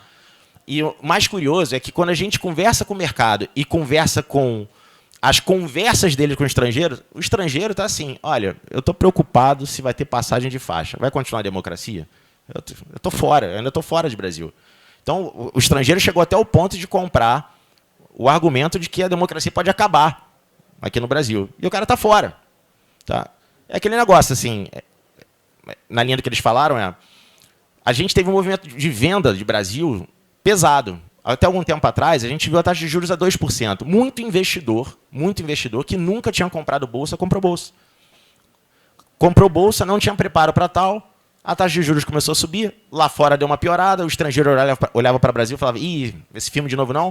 O mercado de bolsa aqui começou a cair e teve muita gente que comprou bolsa sem saber o que estava comprando e começou a vender bolsa, num mercado que não tinha comprador. Resultado, bolsa despencou. Tá? Então, hoje o mercado está esperando o seguinte, meu amigo, não vem no discurso, eu quero saber quem é a tua equipe. E a sinalização, pelo menos no curto prazo, do Lula é de tentar abraçar o centro. Tá? Aí, meu achismo, meu palpite, tá? A gente não está falando que o cara vai ganhar com 80-20. Vai ser uma eleição mais dividida. Se a gente estiver correto de que a bola vai ser mais dividida, eu tendo a crer que ele não vai trazer para si uma volatilidade talvez desnecessária, nomeando uma galera meio porra louca. Vai querer trazer uma galera mais responsável para não tirar o mercado, não tirar o benefício da dúvida do mercado. Tá? Então, é isso que a gente tem observado por parte dos players aqui do Brasil. Então, a gente não vê uma assimetria contra a Bolsa. Pelo contrário, a gente vê a Bolsa razoavelmente descontada. Tá? Uma pergunta que você pode fazer é o seguinte, pô, Eduardo, então quer dizer que qualquer coisa vai subir pós-eleição? Não, acho que não. Acho que a gente já viu no passado que a gestão PT em determinadas empresas, sendo bem educado, talvez não seja a melhor alocação de capital. Tá? Então, não acho que a gente deveria comprar as cegas. Tá? Tem que ter seletividade. Um outro ponto aqui que o pessoal bate muito na tecla é o perfil do Congresso. Tá? Vamos lembrar, Congresso é esse que hoje tem uma emenda lá do relator, o orçamento secreto, né, que não tinha no passado. Esse Congresso, até o momento, tá, até mesmo segundo expectativas do PT, é de que vai ficar mais centro-direita. Então, dar uma guinada para a esquerda parece ser um pouco mais complicado. Tá? Então, assim, parece ser um suavizador. Tá? Agora, acho que no dia que a gente ter que confiar cegamente no Congresso, a gente está ferrado. Né? Vamos lá. Né? Mas eu acho que o perfil, pelo menos no primeiro momento, é um perfil mais centro-direita, o que não daria tanto espaço para uma guinada à esquerda com facilidade. Dito isso tudo, pessoal, a gente corre aqui para as implicações para os investimentos. Tá? Que no fim do dia não tem jeito. Assim, vai acabar a eleição, vai estar todo mundo aí tendo que pagar conta, tendo que trabalhar, tendo que tocar a empresa. E Brasil é isso. Eu costumo falar que o Brasil é aquele aluno nota 5, que se tira 8 na primeira prova, ele vai tirar 1,8 na segunda. Ele não vai nem tirar 2, cara. Ele vai ter que chorar o 0,2 para o professor. Sabe? É impressionante. Assim, não dá para comemorar muito tempo. Tá? Então, beleza. Sobre investimentos, a gente não vê hoje a eleição como algo dando preço. Tá? Claro, pode sofrer algumas empresas específicas. Quando a gente conversa e vê as pesquisas lá de fora, e aí eu estou falando com investidor estrangeiro, tem ninguém falando da eleição no Brasil aqui não, cara. Assim, ninguém tá... Imagina só o cara lá na Tailândia falando, não, estou muito preocupado com a eleição no Brasil. Muito, realmente, eu não dormi hoje por causa da eleição no Brasil. Os caras estão preocupados com o nível de inflação, cara. Vem cá, esse nível de inflação vai ter que puxar um ajuste monetário mais pesado? Porque se sim, a história pode até não repetir, mas rima. Isso aqui é problemaço, sempre foi. Sempre foi. Tá? Tem a questão geopolítica, que naturalmente conversa com a inflação, que a gente não sabe até onde vai. Eu estava lembrando de outro dia, véspera do início da guerra, eu vi a entrevista de um especialista e o cara até de uma forma meio pedante, assim, né, quando questionado sobre a possibilidade de guerra. Né, o cara deu aquela mexida na cara e falou assim, a gente está em 2022, não tem mais espaço para isso. Foi o cara desligar o negócio que a guerra começou. Assim, foi só o cara falar a pérola daquele jeito que a guerra começou. Então, assim, a gente achar que o cara vai blefar sempre, né, pode não blefar, e aí? O negócio toma outra escalada. E aqui também entra a questão da preocupação sobre a recessão. Tá? Então, essas são as principais preocupações do investidor estrangeiro. Beleza, dando prosseguimento, na linha do que o Bruno já falou, o Banco Central aqui brasileiro saiu de 2 para 13,75. Tá? Foi um ciclo de alta razoável. Claro que, em parte, a queda recente da economia tem um elemento chamado canetada. Não foi 100% natural. O cara foi lá, fez uma plástica, o nariz está mais bonito. Pelo menos agora. Tá? Então, a gente viu a implícita, que são as expectativas do mercado aqui de 5 anos no Brasil, caindo, cedendo. Tá? Em parte, o Banco Central reconhece o tamanho do esforço dele, tanto é que na semana passada ele falou, opa, deixa eu apertar o freio aqui, deixa eu apertar o freio e deixa eu observar como é que vai ser para frente. Então, olha o que a gente está falando. A gente está falando aqui, o Banco Central que saiu de 2 para 13,75, parou de aumentar juros. Tá? Qual é o nosso sentimento? E esse sentimento aqui, esse gráfico, é uma pesquisa que a gente faz com gestores macro. Não a gente, né, mas o mercado faz com os gestores. É de que existe uma percepção que a Bolsa brasileira ela está mais atrativa do que a Bolsa americana. A gente acredita tanto nisso que a gente se posicionou apostando na queda da Bolsa americana desde o mês passado, tá? Porque a gente achava que corria o risco de dar uma escorregada. E aqui só um gráfico rápido para poder tentar ilustrar o que a gente entende de forma... Eu vou tentar ser didático aqui nesse eletrocardiograma, porque a Bolsa está barata. Tá? Isso aqui é um negócio chamado relação preço-lucro. Se você compra uma ação por R$100 e ela lucra 10, em 10 anos ela se paga. Você tem aquele dinheiro de volta a partir do lucro. Quanto menor, melhor. Quanto mais curto esse tempo de retorno do teu investimento, melhor. Os níveis brasileiros aqui estão semelhantes ao que foi a crise de 2008. Tá? Isso aqui eu gosto de tentar traçar um paralelo. Imagina que você faça uma pesquisa para um apartamento e aí você entende que esse apartamento é uma excelente oportunidade por R$400 mil. Aí você fala, não, R$400 mil é ótimo preço, eu vou comprar por R$400 mil, porque aquele metro quadrado por R$400 mil está legal. Só que ele começa a ser avaliado por 380, 360, 350, 340. A minha pergunta é, ele valia a pena a 400.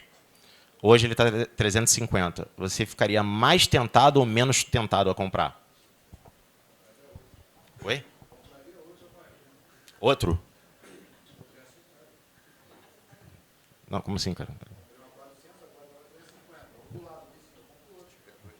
Não, só tem um só, cara. Presta atenção no storytelling aqui, cara. Tu já está criando um roteiro aqui. Cara criativo, sem dúvida. O fato é o seguinte, vamos lá. Você tinha a oportunidade de gastar 400 e vai comprar o mesmo ativo por 350. É melhor ou pior? Melhor. Sobra um carro, né? Se bem que hoje em dia, um Celta, né? Vai sobrar um Celta ali. Agora a pergunta é, o tempo passa, o negócio saiu de 350 para 320. Só que está reformado. Ele agora foi reformado. E o dono está lá na frente do portão falando, meu amigo, foi 320, cara. 320. Mais um pouco é 310. Cara, aumentou a margem de segurança, você concorda? Você achava legal 400, agora você tem um apartamento reformado com 20% de desconto. Essa é a lógica da Bolsa. Só que na Bolsa, a pessoa física se comporta de jeito diferente, cara. A pessoa física está vendo a Bolsa cair e ela fica mais insegura. O ativo está mais barato. Alguém que joga tênis? Alguém que joga? Ou, joga mesmo? Beleza, vou acreditar. Então, vamos lá, você tem uma raquete por R$800 porque você gosta, você quer comprar uma nova. Você passa na frente da loja e está lá, hoje por 500. Você vai fazer o quê? Não vou comprar raquete porque se está R$500, a raquete está com problema. A raquete está com um descontaço. A lógica da pessoa física na Bolsa é o seguinte, eu sou muito mais propenso a investir quando o ativo sobe. Só que não necessariamente o ativo subir quer dizer que você está comprando um ativo atrativo. Vai ver, ele ficou caro. E o que a gente viu foi, quando o juro caiu a 2%, a opção de gente da pessoa física falou, não, mas eu sou agressivo. Mas, meu amigo, você nunca investiu em Bolsa. Confia, eu sou agressivo. Mas, querido, você nunca investiu em Bolsa. Eu amadureci. Aí o mercado caiu 15%, o cara não conseguia dormir. Sabe? Então, a gente entende que a Bolsa brasileira oferece uma oportunidade, não é para todo mundo.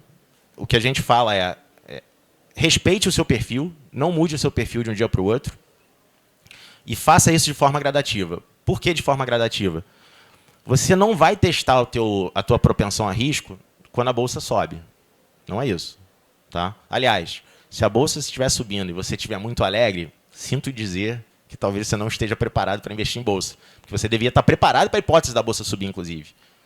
O ideal é que você faça de forma gradativa, porque no dia que o mercado desabar, e ele vai desabar, faz parte do mercado, assim, vai acontecer, você teste a sua reação. Tu fala o seguinte, puta, eu fiquei tranquilo. Eu tinha uma consultoria de investimentos, e ao longo de quase 10 anos atendendo os clientes, eu verificava o nível de maturidade deles, de amadurecimento dos clientes, quando o mercado caía.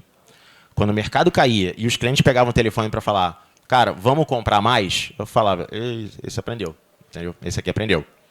Então, o que a gente costuma falar é, se a tese não foi quebrada e o apartamento está com desconto, é uma oportunidade, tá?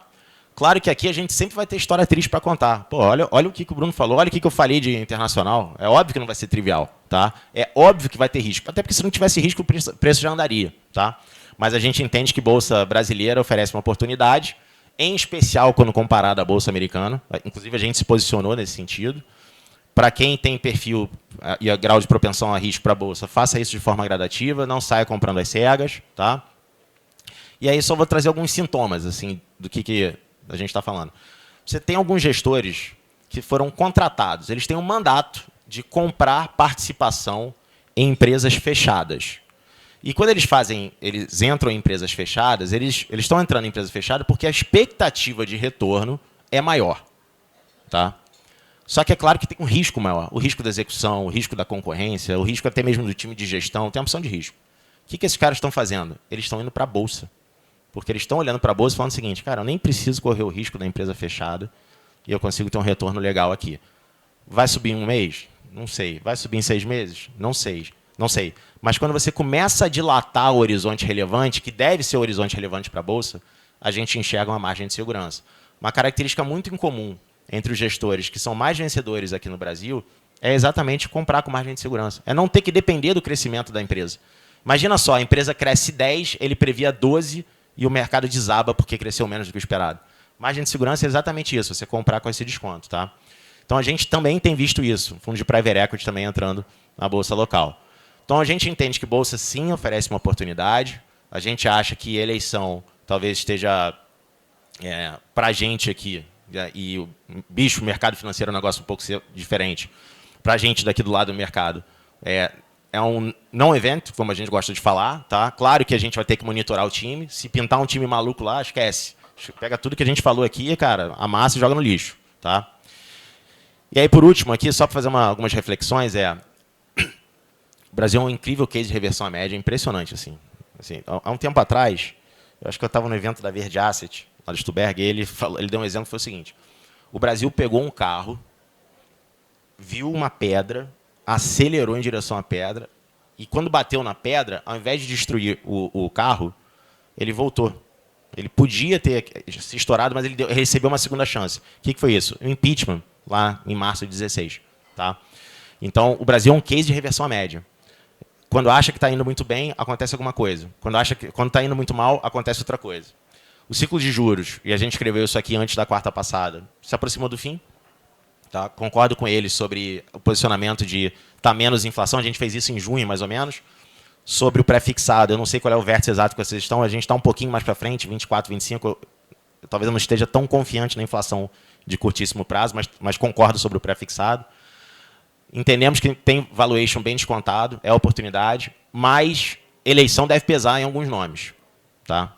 Então, assim, eu creio que eleição pode pesar, por exemplo, no Banco do Brasil da vida, no Petrobras da vida. Tá?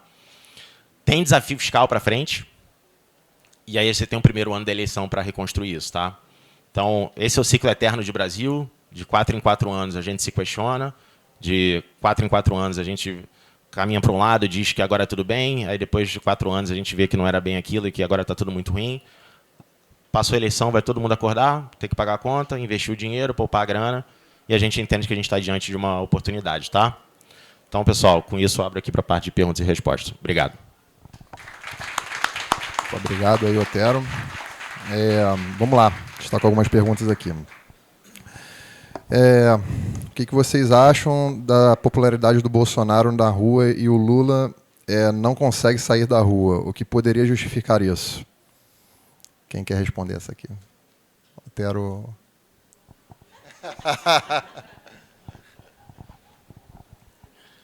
Pô, tô ferrado. Né?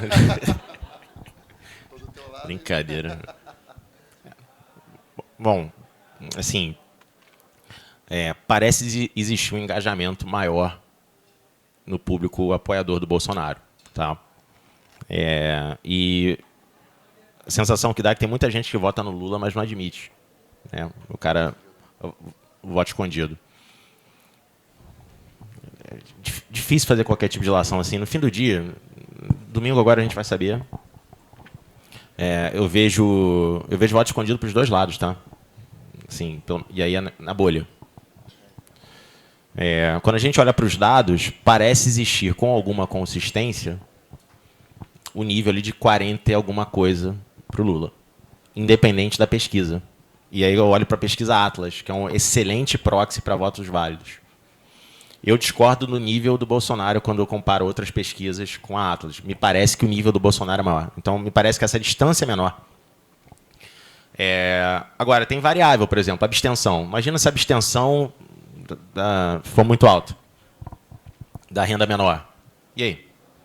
Pode mudar, porque essa diferença de votação do Lula parece ser maior. Agora, não adianta a gente fazer relação na real. A gente sofreu o tempo todo, falta muito pouco para acabar o sofrimento. Tá? Tá funcionando? Boa. Não, só para não me esquivar totalmente aqui também. Para eu não se sentir injustiçado. Não, bem rápido. Eu acho que... Primeiro, eu acho que importa menos quem que vai levar, porque os desafios são muito grandes e está bem claro para todo mundo que é essa história de acertar o fiscal. Seja Lula ou seja Bolsonaro, o desafio está posto e se não resolver, até porque, né, usando as palavras do Otero mesmo, o lá fora não é céu de brigadeiro, e se não resolver aqui dentro, a coisa pode encrencar e encrencar rápido. Mas dito isso, eu acho que uma variável relevante, e a gente sempre discute isso quando vai para o segundo turno, é qual que é o nível de rejeição dos candidatos. E o nível de rejeição do Bolsonaro é maior do que o do Lula. Então eu acho que essa é uma variável mais relevante.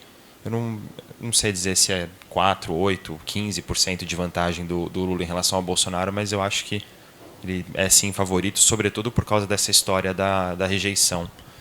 E bem ou mal, agora a gente está vivendo assim, na avaliação de um analista político que eu gosto, ele falou a gente está vivendo 2 plebiscitos, né? Um plebiscito de o Bolsonaro pode ser presidente ou não, e o outro plebiscito de alguém que foi, enfim, condenado pela justiça pode ser presidente ou não. E nesses 2, parece que pela rejeição, quem está levando a melhor é o Lula. Será que é pela distância? Talvez pela distância dos fatos, né? Talvez o Lula esteja levando melhor, porque o que aconteceu com ele está mais tempo e o nível de memória do brasileiro não é muito longo, né? Deu tempo de esquecer já, né? Sim. Olha lá. Mas se a rejeição do Bolsonaro é tão grande, por que as pessoas vão para a rua?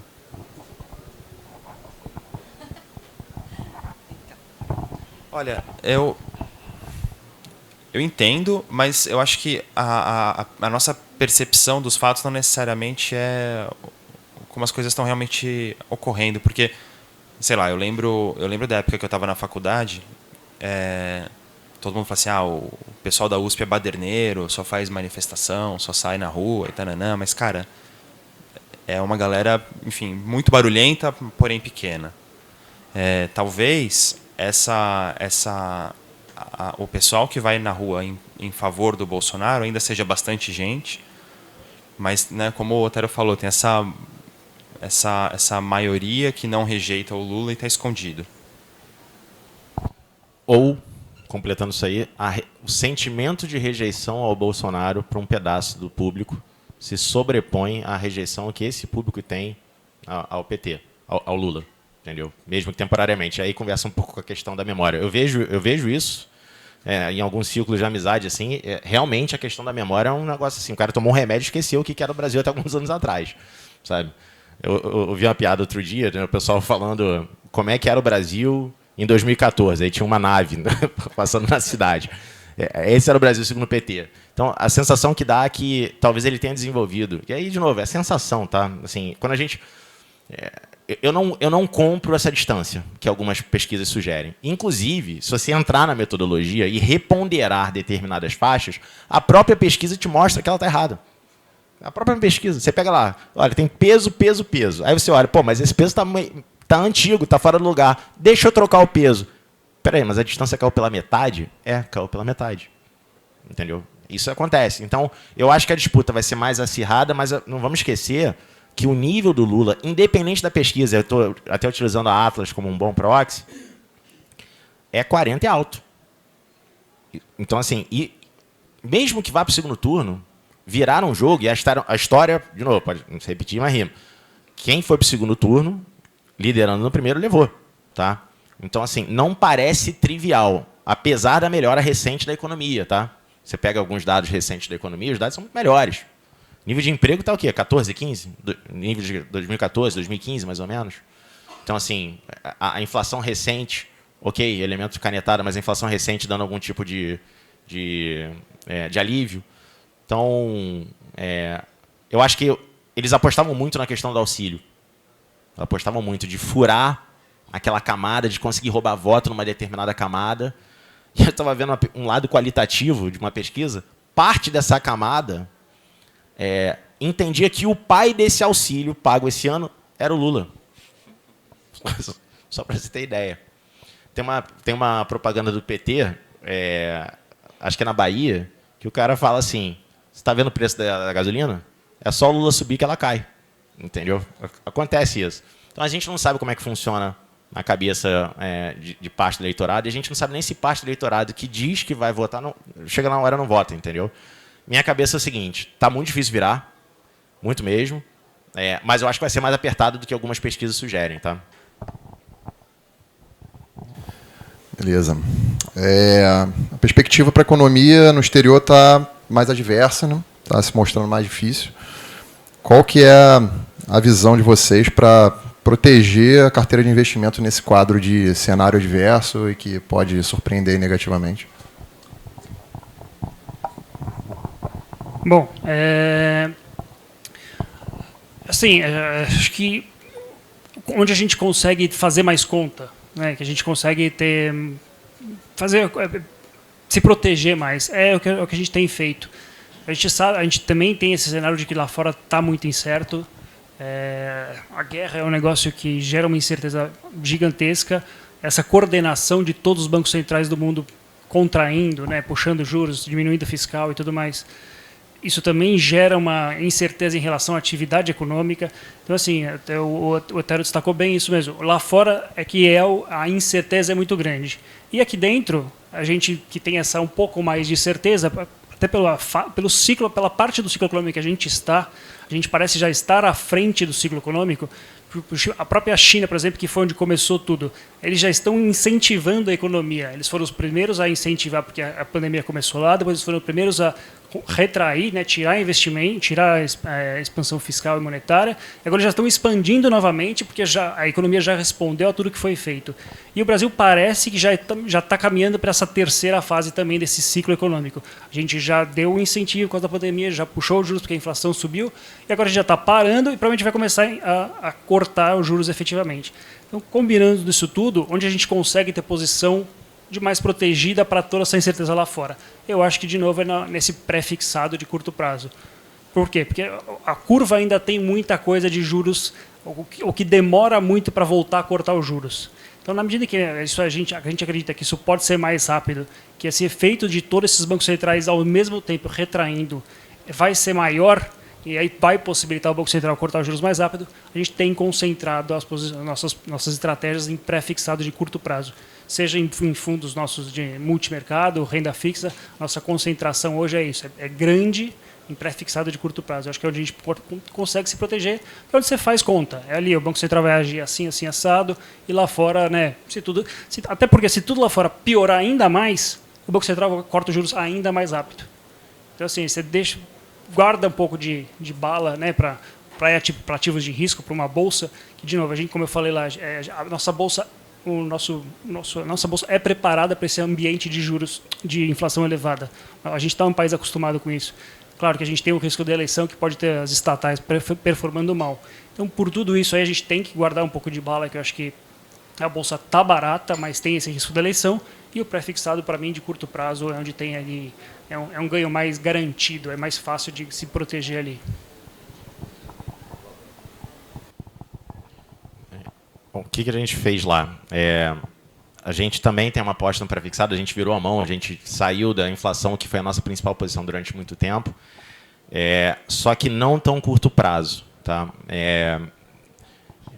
A gente andou, e aí posso estar fazendo algum erro de julgamento aqui, porque eu não sei o vértice que você está posicionado, mas a gente está posicionado lá para 2 anos, alguma coisa. A gente está entre 15 e 18 meses. Tá. Eu estou um pouquinho mais, assim, bem parecido. Tá? A gente tem um grau, sim, de otimismo na Bolsa, né? Senão eu seria maluco depois de ter passado 1 hora falando sobre isso, depois de falar que a Bolsa está ruim, né? Tem que me internar.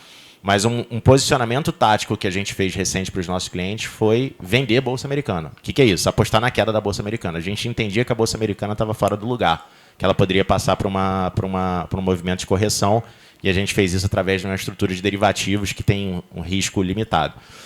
Um outro ponto que eu acho que é muito importante é que a gente falou muito sobre risco de alta lá fora de juros, né? E como é que o investidor brasileiro pode se apropriar disso? O investidor brasileiro não vai fazer apostas no juro futuro através da Bolsa. Ele faz isso através, hoje, da classe de multimercados. Esse talvez seja o tema mais difundido entre os fundos multimercados. Portanto, se você olhar na tua carteira e você tem fundo multimercado macro, muito provavelmente numa janela de 12, 18 e 24 meses, você deve ter observado que ele rendeu bem. Tá? Exatamente por conta deles terem captado isso. Então, a gente não diminuiu a nossa exposição ao multimercado, gosta de Bolsa, tem a venda da Bolsa Americana, fez a migração da inflação para o pré, acho que nesse ponto a gente concordou. E na parte de Bolsa, a gente não compra índice, tá? A gente compra gestão ativa. Por que isso? Ao longo do tempo, se você comparar o retorno acumulado desses gestores de estilo de gestão ativa, assim, é muito mais do que a Bolsa, mas é muito mais, assim, é incomparável. Os caras, na janela de 15, 20 anos, os caras rendendo 10 vezes que a Bolsa rendeu. Então, investir em Bolsa não é comprar Ibovespa. Esse é um conceito que, volta e meia, as pessoas se confundem. Ibovespa é um pool de 60 e pouco, 70 ações. Tá? Investir em Bolsa é você investir, sei lá, em 200. Você tem um mercado potencial de investimento de 200 nomes. Se você achar uma empresa muito, muito boa, você pode querer ter 10, 15% nessa empresa e o Ibovespa pode sequer ter a empresa. Eventualmente sai um IPO de uma empresa muito boa, o Ibovespa não vai ter. Então, o Ibovespa é apenas um índice, um proxy, um termômetro. Tá? Mas investir em Bolsa ao longo do tempo não é investir em Ibovespa, porque eu acho que esse é um conceito que talvez não esteja claro. Legal, gente. E aí, só complementando, né, acho que tentando... quando o juro sobe no mundo, né, o mundo perde dinheiro. Quando o juro cai, né, o mundo ganha dinheiro. Né? Então, acho que isso é uma... A gente está encerrando um ciclo de alta aqui no Brasil. O mundo começou um ciclo de alta, então de certa forma, um ciclo de sofrimento mesmo, né, no qual as coisas estão... Os ativos de risco, leia-se Bolsa, vai ficando mais caro. Né? Isso é inegável, né? Não tem como escapar disso. Então, ciclo é ciclo. A gente tem que respeitar, é difícil remar contra a corrente. Se protege, né, da melhor maneira, e quando o ciclo virar, porque ele vira também, né, a gente tem que estar bem posicionado para aproveitar, porque é rápido. Né? Muita gente, às vezes, quer fugir, né, a hora de me esconder aqui na renda fixa e tal, mas aí você perde o timing. Quando você tentar voltar de novo, né, não dá tempo. Né? Você já perdeu ali um pedaço grande da festa. Pessoal, agradecer aí demais aí pelas perguntas, né, e aqui os convidados também pela palestra. Né, então, excelente. Obrigado. Obrigado, gente. Já foi. Você não ficou por último. Né? Então, quem ficou por último sou eu aqui. Então, eu prometo ser mais rápido que você.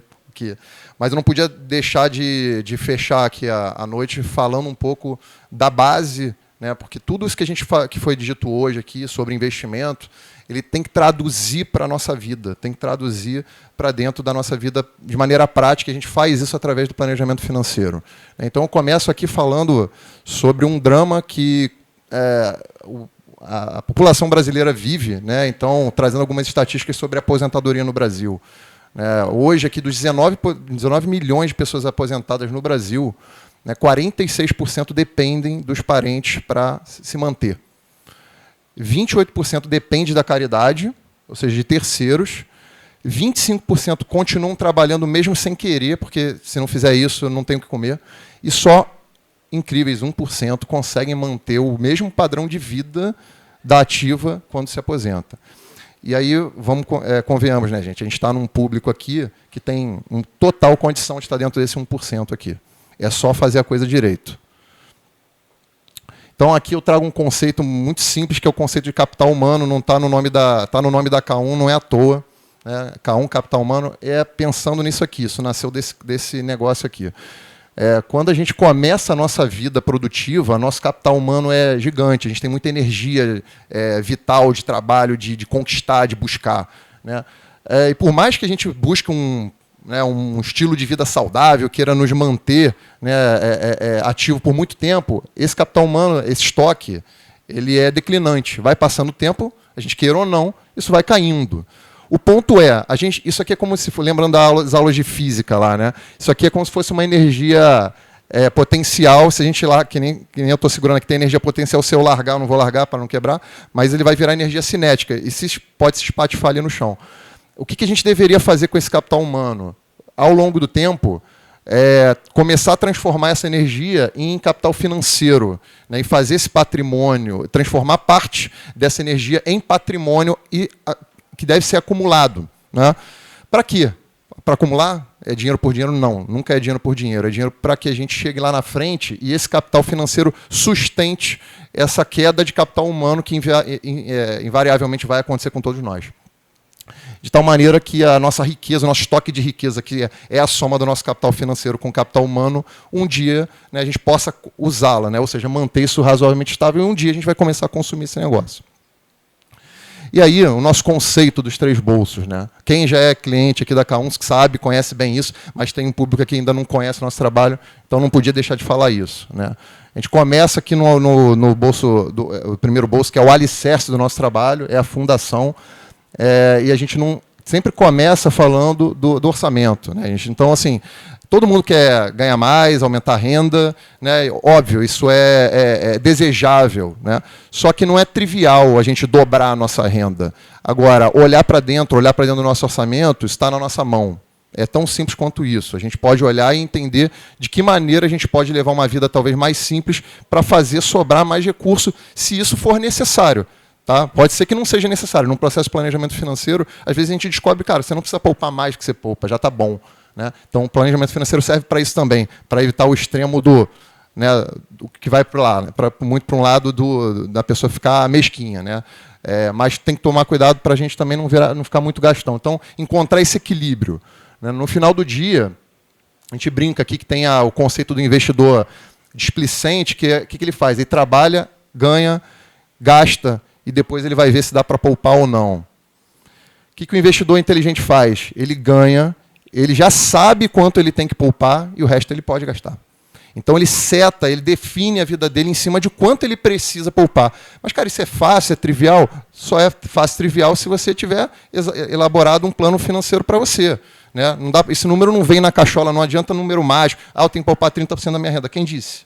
Talvez você não queira muita coisa, você pode, de repente, precisa poupar 10. Ou talvez você queira coisa para caramba, talvez você tenha que poupar metade da sua renda, não sei. Isso é individual. Não acredito em números mágicos. E aí, depois que a gente olha o orçamento e cuida que a pessoa é poupadora, a gente começa a olhar para a proteção, que é um assunto muito pouco discutido no Brasil. A gente, quando começa a olhar a proteção, aí a gente pega o exemplo do carro, que é um amor do brasileiro. Né? Todo mundo tem um carro, o cara não sai da concessionária se não tiver um seguro do carro dele. Vamos supor, esse cara tem um carro de 150 mil reais. Ele fala, preciso proteger o meu carro, senão, na esquina, a gente mora no Rio de Janeiro, ali na esquina pode ser roubado, já era. Legal. Quando a gente fala do imóvel, voltando, a proporção de pessoas que a gente conversa e que tem carro e tem seguro é quase 100%. Quando a gente vai para o imóvel, essa relação já cai para próximo de 50%. E a gente pergunta, por que você tem um imóvel talvez de R$1 milhão e você nunca se preocupou com isso? A pessoa, não sei. Então, talvez é uma falta de cultura mesmo no Brasil de proteger, né, o nosso patrimônio. Legal. Aí vamos supor que esse cara protegeu, né, criou ali a proteção dele para esse imóvel. Bacana. E quando a gente fala da gente, dos riscos pessoais, então a gente cuidou de proteger o bem de 150, cuidou de proteger o bem de 1 milhão, e a gente? E aí a gente fazendo aqui só uma brincadeira, tá? Não é assim que a gente calcula, não. Mas vamos supor uma pessoa que tem uma renda de 300 mil reais no ano. Em 35 anos, essa pessoa gerou 10 milhões de reais de produtividade. Né? Ou seja, não é desse jeito que a gente calcula, mas é só uma provocação. Ou seja, você se preocupa em proteger 150 mil, você se preocupa em proteger 1 milhão, mas você não se preocupa em proteger 10 milhões. Por quê? Então é uma reflexão para a gente pensar. E aí, fechando aqui o bolso 1, a gente fala da reserva de emergência, né? Que é uma coisa tão básica, tão simples, mas muita gente não cuida. Né? Quando o mercado está animado, né, Otero, que nem você falou, tinha muita gente que ligava para a gente, cara, o que meu dinheiro está fazendo na renda fixa? Vamos botar na bolsa, que está tudo subindo. A gente falava, calma, cara, o dinheiro da reserva não dá nem para discutir, segura. Aí veio pandemia, pessoal, graças a Deus. Né? Então, reserva de emergência é um negócio que é sagrado, Também não tem número mágico, normalmente de 3 a 12 meses do padrão de vida, o custo de vida não é de quanto você ganha, mas é do teu custo, tem que estar preservado nessa reserva de liquidez. Mas a gente tem cliente que tem 24 meses, porque o risco dele é alto, é empresário, tem um monte de 6, então isso aqui também não tem número mágico, tem que pensar, tem que ser planejado. E aí, saindo do bolso 1, indo para o bolso 2, que é a construção desse prédio, a gente fala muito... Eu estou balançando para caramba aqui o negócio.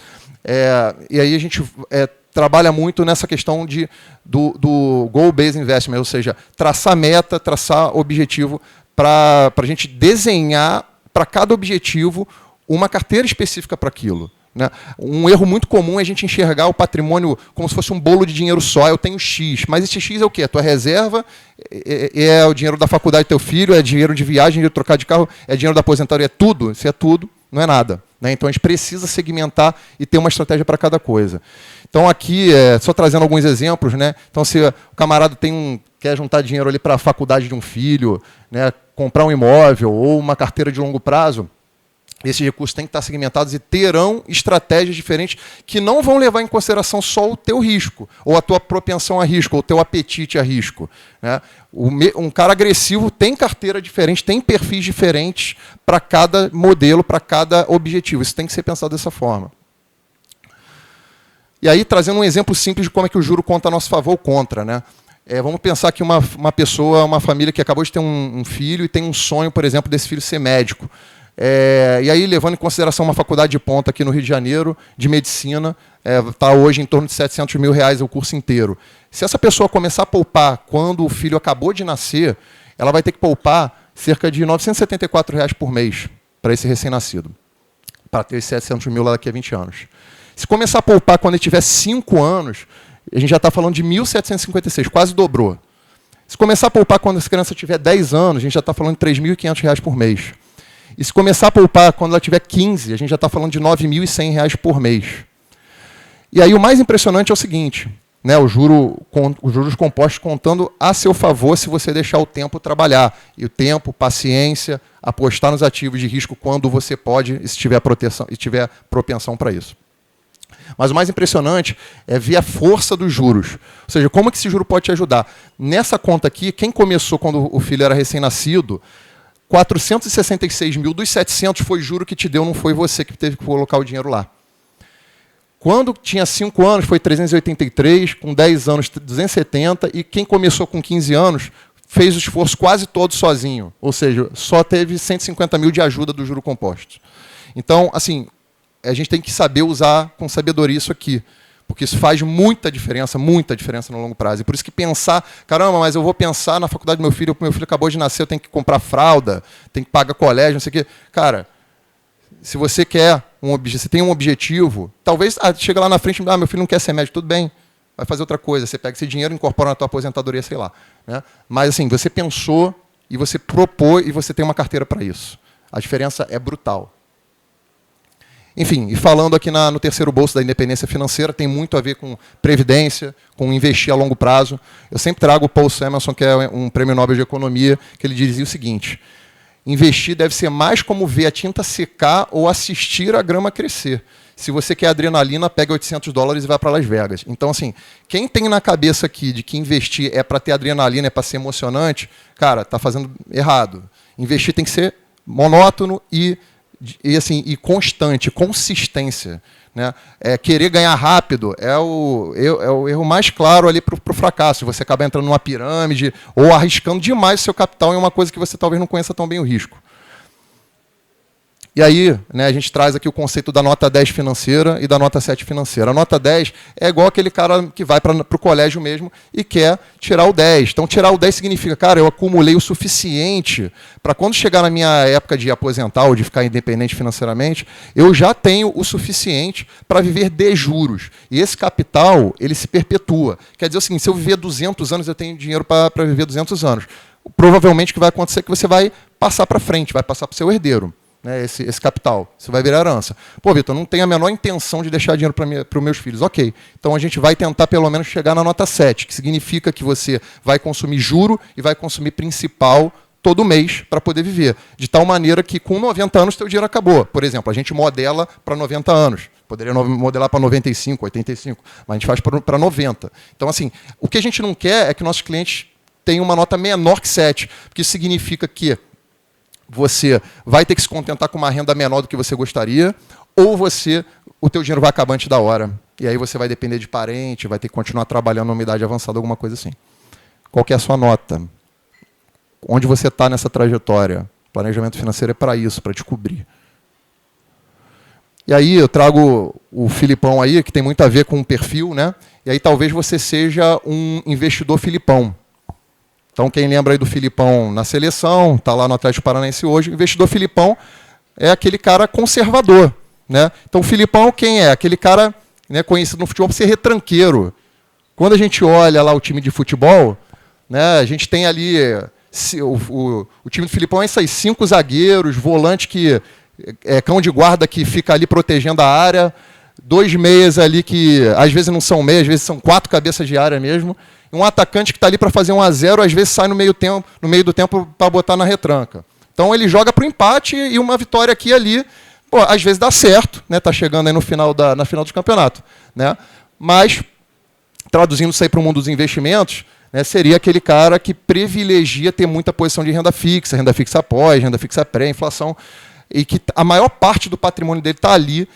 Talvez ele tenha alguns fundos multimercado, mas então, se botar um fundo multimercado muito agressivo, o cara já sente meio mal. Talvez tenha um fundo imobiliário, se souber o que está fazendo. A ação pode nem fazer parte da carteira desse cara. Tá? Mas eu botei aqui para ser generoso. E aí talvez você seja um investidor Abel Ferreira, né? Quem que é o Abel Ferreira? É aquele cara que é conhecido por um time equilibrado. Então, ele tem um zagueiro, ele defende bem, mas também está muito preocupado em fazer gol, né? Então, dependendo do jogo, ele joga mais na defensiva, mas talvez ele jogue mais agressivamente, né? Então, é um time eficiente ali que busca jogar na frente e atrás, dependendo do momento. Traduzindo aqui, né, a gente vai ter menos renda fixa na tua carteira, vai ter mais multimercado, mais fundo imobiliário, talvez já tenha um criptoativo ali para buscar fazer um gol, e por aí vai. Né? Mesmo passando por um momento ruim, faz parte ter atacante no time. Aí. Legal. Talvez aí eu, como tricolor, não podia deixar de privilegiar, você seja um investidor Fernando Diniz, que é um investidor agressivo, que joga para frente, né, coloca lá 3 atacantes, né, é um time envolvente ali, que às vezes toma gol, toma contra-ataque. O Otero já ficou meio revoltado ali. Né? Sabe como é que é, né? Pô? Não, então, olha lá, aí vai começar a ganhar foi normal, mas tranquilo. Então, enfim, é um time que às vezes tem problema na defesa, mas se tomou 3 gols vai fazer 4. E por aí vai. Então, assim, traduzindo isso para o mundo do investimento, né, são aquelas pessoas que conseguem lidar bem com a volatilidade, né, ou seja, investem em ações, sabem o risco sabem o que é tomar risco e ver o mercado cair, né, e talvez queiram comprar mais, não vão ficar desesperados. Né? Então, é isso, pessoal. Esse é o meu recado. O planejamento financeiro é isso, traduzir o mundo de investimentos para a nossa vida é isso, através de carteira personalizada para cada objetivo de cada pessoa e cada perfil. Tá bom? Então, é isso. Muito obrigado pela presença de todos. O jantar vai começar. Boa noite.